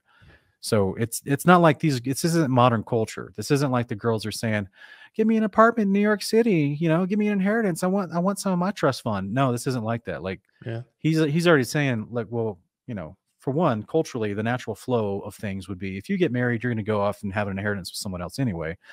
But furthermore, you have this here with me, the kingdom. But then he focuses with the conjunction there. But these bring you these strings that I'm giving you bring you into a better world to live in the heavens. And I don't think that's literal. I don't think that they immediately, because they don't after they put them on, right? They don't just immediately go into heaven, right? Yeah. They don't get like glorified bodies. But these phrases to me just makes me think that the more I studied this, the more I was reminded of that. I think these are actual tassels. Yeah, you think they're like tzitzits? I do. Yeah, I do. And here's why. In verse 21, when he compares them to the phylacteron or a charm. Now, guys, just in case you understand this, this is translated from Greek, and it's also from the Syriac, which is a version of Aramaic. Okay, so that term charm, it doesn't always, it has multiple uses. Yes, the occult uses it to speak about like an amulet, right? To ward off evil spirits from a what's the word? Not like direct witchcraft, but like it's like a form of like a rabbit's foot, like a superstitious belief, right? So that's one of the uses of the definition of this Greek word charm. Another use is an actual necklace or an actual stringed concept that you would tie to yourself or tie on yourself. But I love the fact that the whomever, whether this is in the original text or the translator, inserted the word phylacteron, because when we read, that's Greek. when we read the idea here in Numbers 15 about the tzitzit, it says, Lord said, speak to Israelites, tell them throughout the generations to come to me, that are make for themselves tassels for the corners of their garments, and with a blue cord on each tassel. They'll serve as tassels to you, that you remember all the commandments of the Lord, you may obey them, not prostitute yourselves, but follow in your own heart and your own eyes. So he tells them to put these things in their garments, right? But then if you go back and look in Deuteronomy chapter 6, and he says, I think it's in chapter 6, and if I'm mistaken, help me out in the chat, guys, if what verse it is. But he's talking about how you need to bind these. Oh, here it is. Yeah. The commands of God, to tie them as reminders on your hands and bind them on your foreheads, write them on the doorposts, your house, and your gates. And I'm pretty sure some old translations call these phylacteries at this point, the frontlets, which was the word for phylacteries. Yeah. The frontlets. So I want to be able to, sorry, in Numbers, what you just reading off in Numbers, I want to pull that up in the Greek. Okay. See if it's phylacterion. Okay. Well, but the point though I'm saying is this is a simile that's being told, right? Bind the commandments of God on your hand as frontlets, as the phylactery concept. So it's almost as if the cultures around them had this idea of a phylactery that was a charm, like an amulet to ward off evil spirits, which was very common in the pagan nations around Israel. And that's why the father would say to them, these tzitzits and the commands of God, which the tzitzits directly correlate to the commands of God. I think we agree on that, right? Absolutely. So this is where my understanding is coming from. If anyone has a different conclusion, that's okay. It's just the way it speaks to me, is that the commandments are directly related to the tzitzits. The tzitzits are told to be worn. The commandments are told to be impressed upon you and tied upon you, and put them on your doorpost, put them on your house, put them everywhere that you want. And they're compared to frontlets, which would be the phylacterion. So if the phylacterion was the word and the term and the idea of an amulet for keeping evil away from you, that was more of like a superstition of the pagan nations, then it's appropriate. This actually, if I'm to take what we read in the Testament of Job seriously, this actually would give me a better understanding of what the tzitzits originally intended for. It was an idea that if you do the covenant behavior, which are the commandments, which is what the ZZ represents, then you will keep evil away from you because you'll walk in the blessings of the covenant. Yeah. You see what I'm saying? Yeah. So You will not have the enemy plotting against you. right. Or have evil Right. intentions in your mind. Yeah. So that's where, if this is, and it's also very interesting that they're called, three strings. Is that means it's very possible one of them could have been blue. Right? Very interesting. When I read this, I just right away thought about, like, Wonder Woman, how she's got that golden, like, I don't know what it's called, like it's like almost like a whip where she like whips and it's just technically called the lasso of truth. Yeah. that's what I'm picturing here with these, right? It's just like these angelic these Edomite cowgirls are given lassos. Yeah. It's exactly possible, maybe. I personally, I'm leaning towards the idea of, because they're described as this idea of flag. But yeah, they could be something else. But because they're three stringed, is a lasso got more than one cord, or is it multiple? No, are they three stringed, or are there three strings and one string goes to each daughter? Because that's how I understood it. Sorry, let me go back. I was thinking like a sash. Like when I originally thought about this, yes, I thought the Wonder Woman thing, just in terms of how it's described. But I'm thinking almost like the angels, how they're described in Revelation and other places, about having like a sash of gold, or like, I almost think that's kind of what that was alluding to here. Okay. Well, this may be a good moment to read the prayer of Amathilius Horn, which is mentioned in this chapter. So, guys, I actually got this, and I put it down for us to take a look at. Apparently somebody published this a long time ago because they had found it and published it. So this is the prayers of Amathilius Horn, as supposedly kept through the record, because we were just talking about all these other works being mentioned, right? Yeah. So this poem says, "No fairer daughters on this earth than Job's, the second set of children that he had. Around his deathbed gathered siblings 10. His 7 sons inheritance he gave. To plaintive daughters this alternative. It's clear, their value you don't understand. These items taken from my treasure chest. Hear this then. When the Lord reached out his hand, when finally he decided to relent, the plagues and worms my body did manifest. He healed me of those awful maladies. Once my affliction passed, he called to me. 3 triple-stringed girdles gave his charms. Okay, yeah. These girdles, 3, now take them, gird your loins, as men for battle, manhood binding up. You're jealous of inheritance they have. The value of these girdles far exceeds. The 3-stringed girdles to his daughters gave. No earthly fashion were celestial in their design. As diamond cords, the light flashed through them like a glinting rainbow beam. Yemima, first to wear her father's gift, at once, upon her donning of this garb, departed from her body, heart transformed, as if she never cared for earthly things. She danced while chanting hymns, angelic praise. None understood the languages she spoke. Cassia, next to don the girdle gift. Just like Yemima, her experience, her heart transformed, all earthly cares forgot. Angelic dialects, the hymns she sang. Ethereal, the place where archons rule. The high place has its own doxology. The last girl's name was Amathilius Horn. She girded up just like the other 2. Just like her sisters, she transmogrified. Ecstatic dancing, glossolalia. I don't know what that means. The praises that she offered up to God. When Job expired and the body to the grave, procession, daughters of 3, they marched ahead. They wore their girdles, singing hymns of praise unto the Lord who rules the universe. Yeah, I think that's like tongues, if I remember. Glossolalia. Is it? Like speaking in different languages or something. Yeah, interesting, man. Thanks for reading that. Yeah. So, okay. Yeah, I mean, it's okay if we disagree. That's what it brought to my mind. It seemed interesting because, like, obviously, if you're doing the commandments, you're more susceptible to having the gift of tongues flow through you.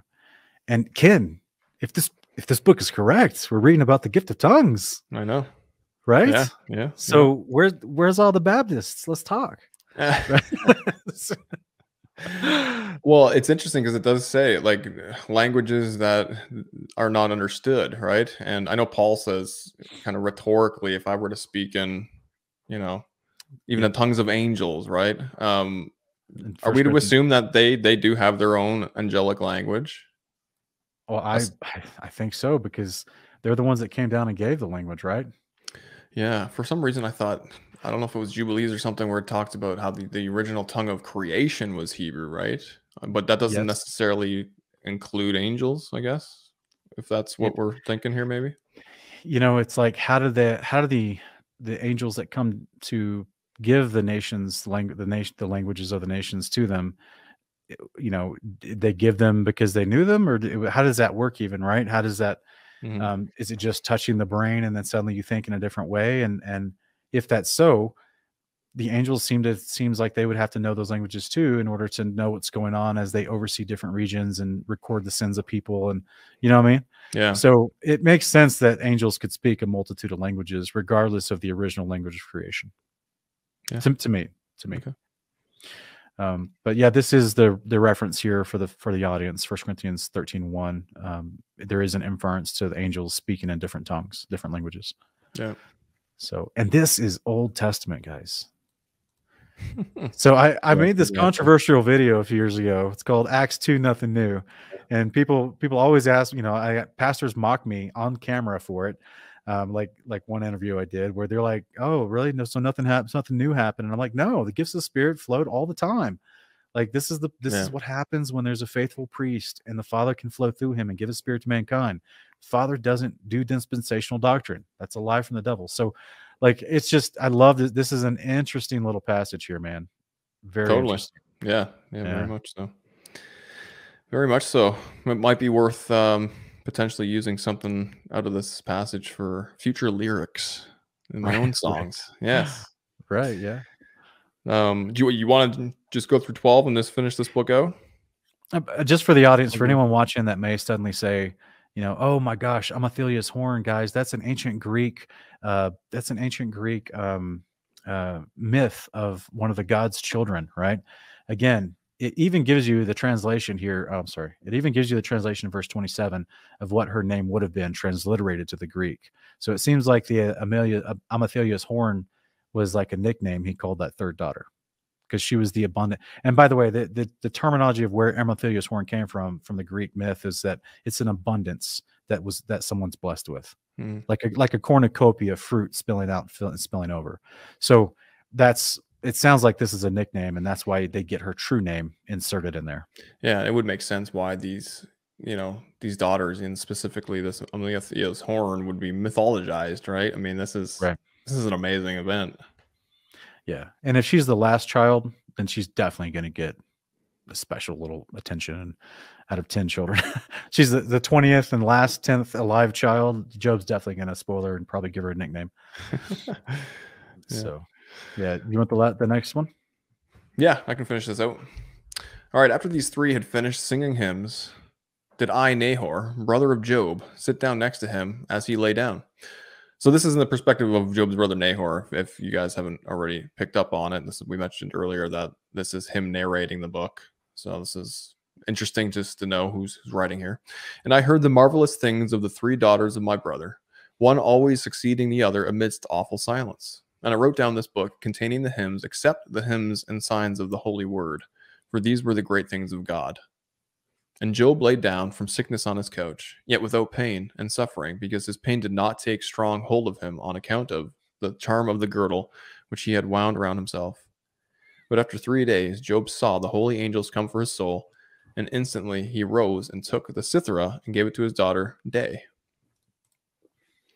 And to Cassia he gave a censer with perfume, and to Amalthea's horn he gave a timbrel, in order that they may bless the holy angels who came for his soul. And they took these and sang and played on the psaltery and praised and glorified God in the holy dialect. And after this he came, he who sits upon the great chariot, and kissed Job, while his three daughters looked on. But the others saw it not. And he took the soul of Job, and he soared upward, taking the soul by the arm, and carrying it up upon the chariot, and he went towards the east. And his body, however, was brought to the grave, while the three daughters marched ahead, having put on their girdles and singing hymns in praise of God. Then held Nahor, his brother, and his 7 sons, with the rest of the people and the poor, the orphans and the feeble ones, a great mourning over him, saying, Woe unto us, for today has been taken from us the strength of the feeble, the light of the blind, the father of the orphans, the receiver of strangers has been taken off, the leader of the erring, the coverer of the naked, the shield of the widows, who would not mourn for the man of God, And as they were mourning in this and in that form, they would not suffer him to put into the grave. After 3 days, however, he was finally put into the grave, like one in sweet slumber, and he received the name of the good, who will remain renowned throughout all generations of the world. He left 7 sons and 3 daughters, and there were no daughter found on earth as fair as the daughters of Job. The name of Job was formerly Jobab, and he was called Job by the Lord. He had lived before his plague 85 years, and after the plague, he took the double share of all. As a result, also his years he doubled, which is 170 years. Thus, he lived altogether 255 years. And he saw sons of his sons unto the 4th generation. It is written that he will rise up with those whom the Lord will reawaken to our Lord by glory. Amen. All right. So beautiful. Yes, very cool. So what's interesting here, Sean, is not only the fact that they're awaiting, Job knows he's going to pass, right? We've discussed this in previous episodes, this concept of the fathers of our faith, knowing, they're lying in their deathbed and they're just like, all right, I'm going to be dying here. And then they recount certain events in their life, right, for their progeny to know about. But in this situation here, we have them awaiting the angel to come and receive his soul, right? And so we know that actually corresponds with Second Esdras, this idea that the righteous do get taken to Sheol, accompanied by an angel. One of their job characteristics, certain angels have that responsibility to escort people to the netherworld until the time of resurrection happens. And so we see this, but what fascinates me, Sean, was just kind of the way it was worded with direction of him being taken up, right? So we're like, oh, wait a minute, they're not taking him to heaven, are they? But then it says towards the east, right? The same area of where the vision had initially been shown to the 3 kings and Job's wife. And so I just find this eastern direction is fascinating to me, because I think we've seen this in First Enoch as well. Just this idea of it possibly going towards that end of the firmament and then down through. Yes. Like the actual entrance to Sheol. Yeah. In the biblical creation model. Yeah. It's very interesting. And apparently there's a chariot involved here. Yeah. So does that reminisce the idea of Elijah at all? Well, in my understanding, Elijah was taken away, and I like it. I did a whole video on this. Yeah. I still hold to that he was alive. He was taken away alive and just removed. Yeah. But this is fascinating to me, because it's like, well, okay. If the alternative is that he was taken to heaven, which most people think he was it just a similar way of how he was taken, as Job was taken here, up in a chariot and then away to the east? And what I do love the distinction, though, between his body being dead and then it's specifically saying verse 9, they took his soul.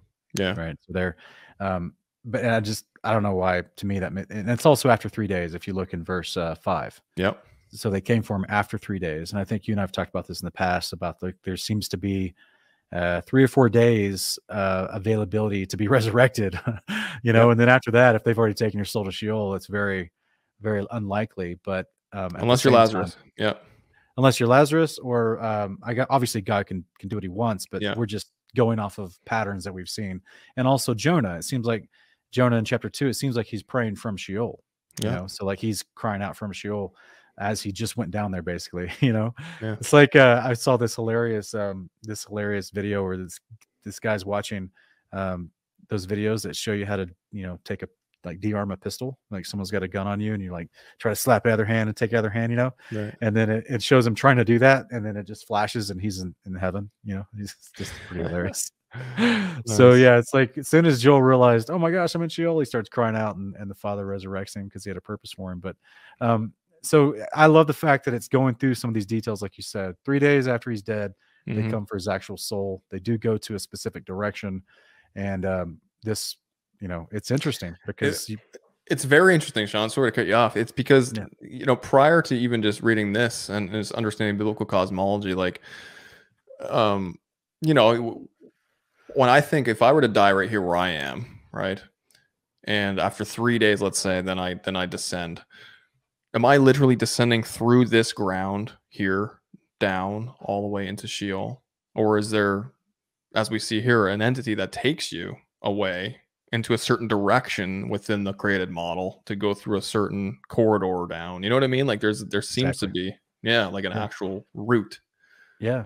And the angels would be probably comforting you the whole time, trying to tell you, "Hey, it's okay. Come with us, and we're going to take you to a place of rest, a good place." Yeah. You know. So, yeah, I think it's fascinating. And apparently, whatever the soul is, it can be Grabbed onto. grabbed by an angel. You know. Yeah. So that's interesting. Which I guess would make sense because they're going to grab the unclean spirits when the Yeshua returns, and they're going to Yeah. throw them in the lake of fire. So And they're spirit beings, right? And so and that's right, kind of what the soul is anyways. It's a spiritual right, form, so they can right. tangibly grab at it. Yeah. Um, Was it what okay? other? Before we get to the Sure. last possible Yeah. discrepancy here, What verse are you looking at?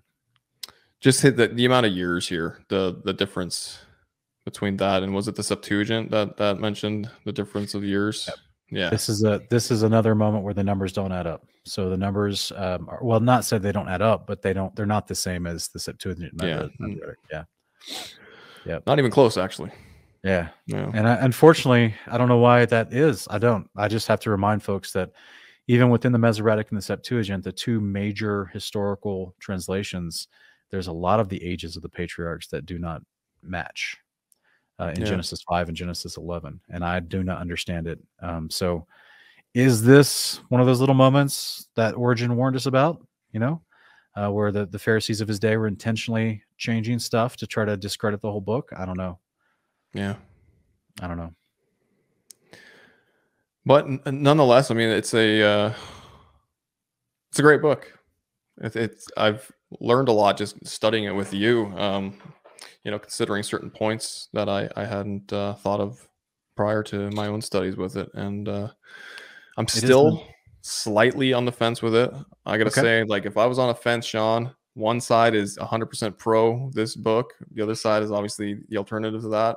I'm leaning, like, I'm falling back into the pro, but I'm Okay. still on the fence technically. So I think that's good. I think people need to see that, that we're yeah, still studying it out. I've what a interesting, regardless of the overall book's validity, what an interesting comment here in verse 11 and 12 by the people at his funeral. And they're saying, "Woe to us, because this guy's gone." Think of all the good hmm stuff that was told about him doing.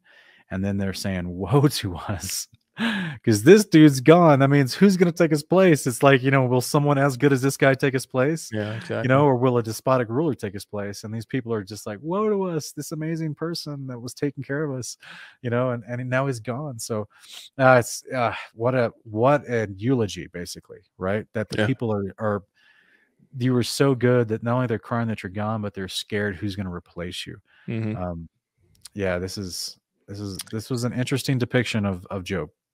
But it's interesting because these people that mourn for him like this and were saying such things about him, it's like, where were they the last 7 years? Right. It's almost like there was a Right. spiritual stupor over the land. You know what I mean? Where people were in a state of confusion. It's, to me, Yeah. it's just like all of a sudden you're caring now because the guy's, not chilling out on the dunghill anymore, and he's healed up and he's got, daughters and a new wife. And Well, if we take the numbers, seriously from the next passage here in verse 18, then um, so he would have been 90, 92, 93 when he was healed of the plague, and then he lived another to 170. So or he lived another 170 yeah, years. So that means there's a lot of other people that lived and died, and maybe that true, original, what I mean, true. this could Yeah, be yeah, the new right. people that he. So that means that all that wonderful behavior that's been depicted of him throughout this whole book, he kept doing that for another 170 years. Right. Yeah. No, So, that's true. Those like, original people were probably gone by then. Yeah. 7 immovable tables at his house full of food 24 hours a day for the poor to come get, sending food to other regions, sending, ridiculous amounts of food given to people, doing business contracts with people so they can go into other cities and make profits just to give those to the poor. Like, oh my goodness, 170 years of a righteous king. Like, this entire region would have been greatly blessed as a result of this. Yeah.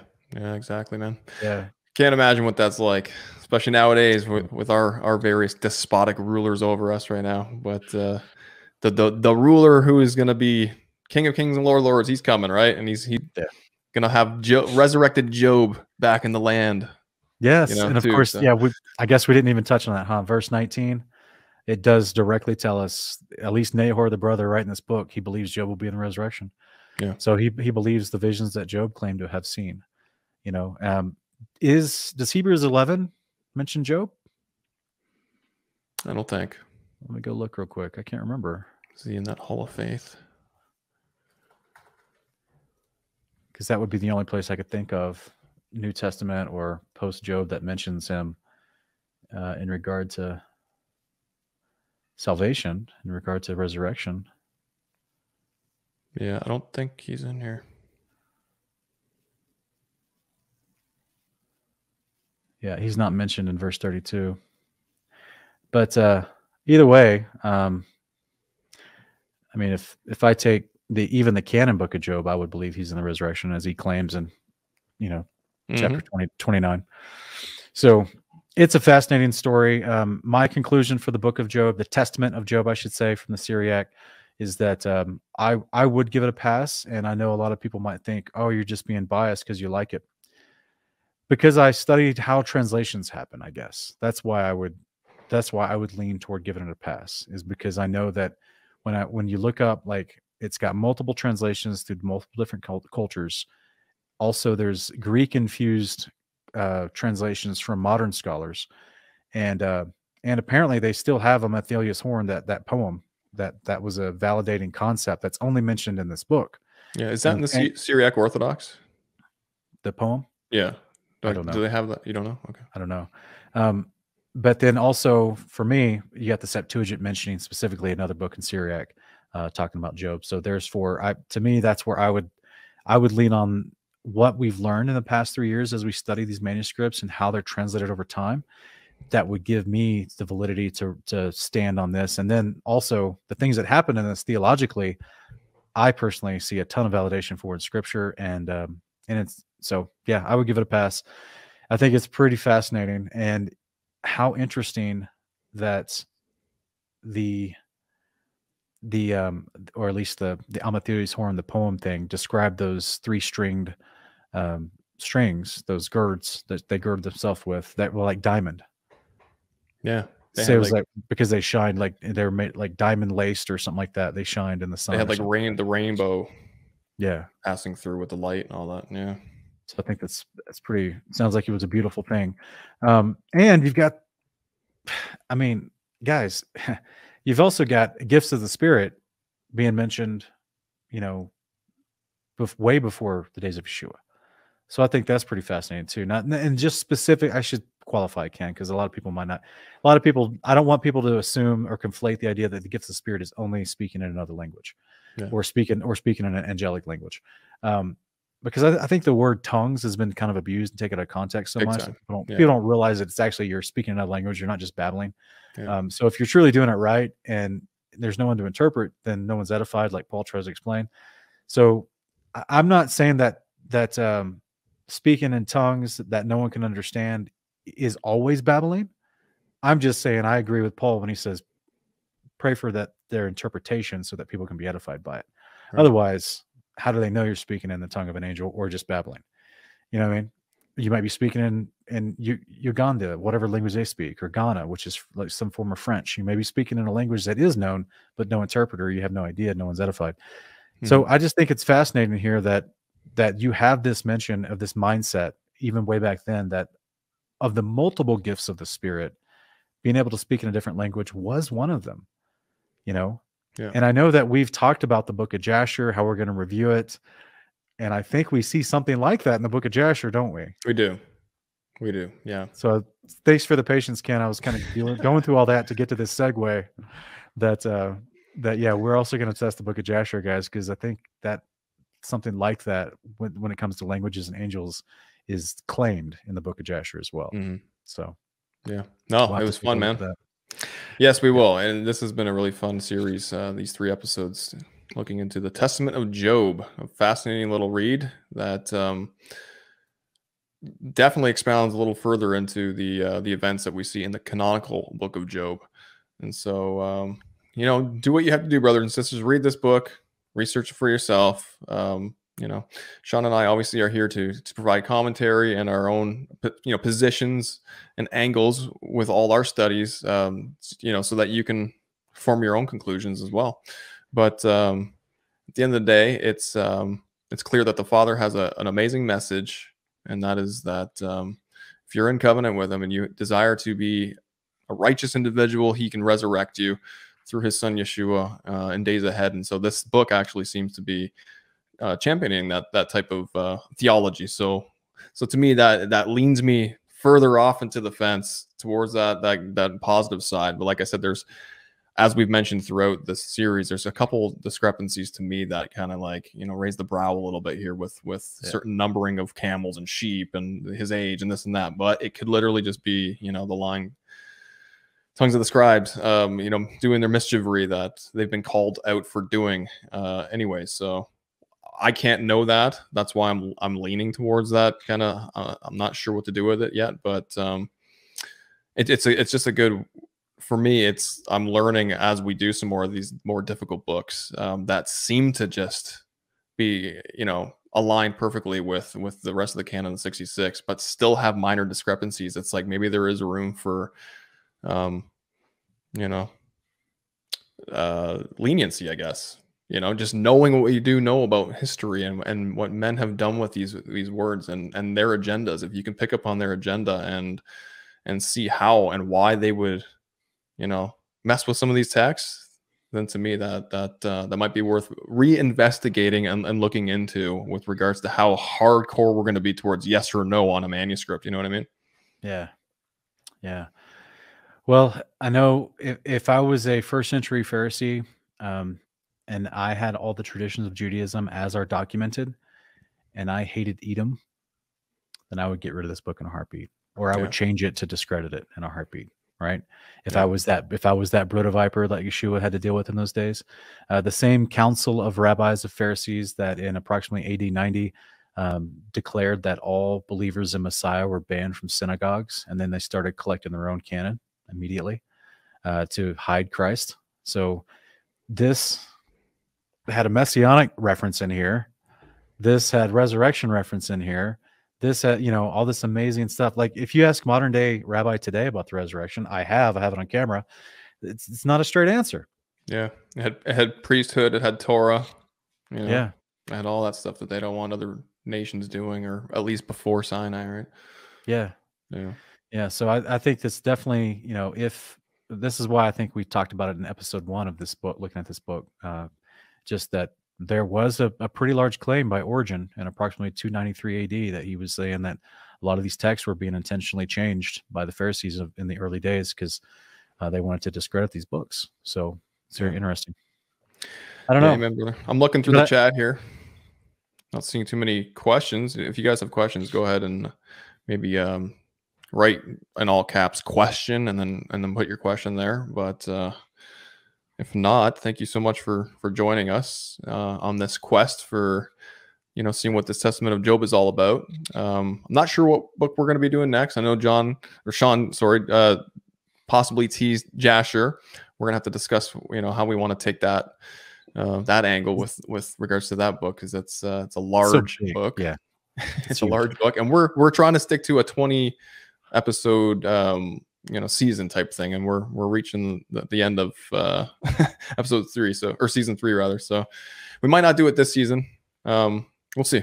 We have a lot to discuss, Sean, you and I, but it's been fun, brother. I really appreciate everything that you do here, and yeah, for all you people, please hit the subscribe button, hit the like or the thumbs down, whatever you want to do. Comment on it.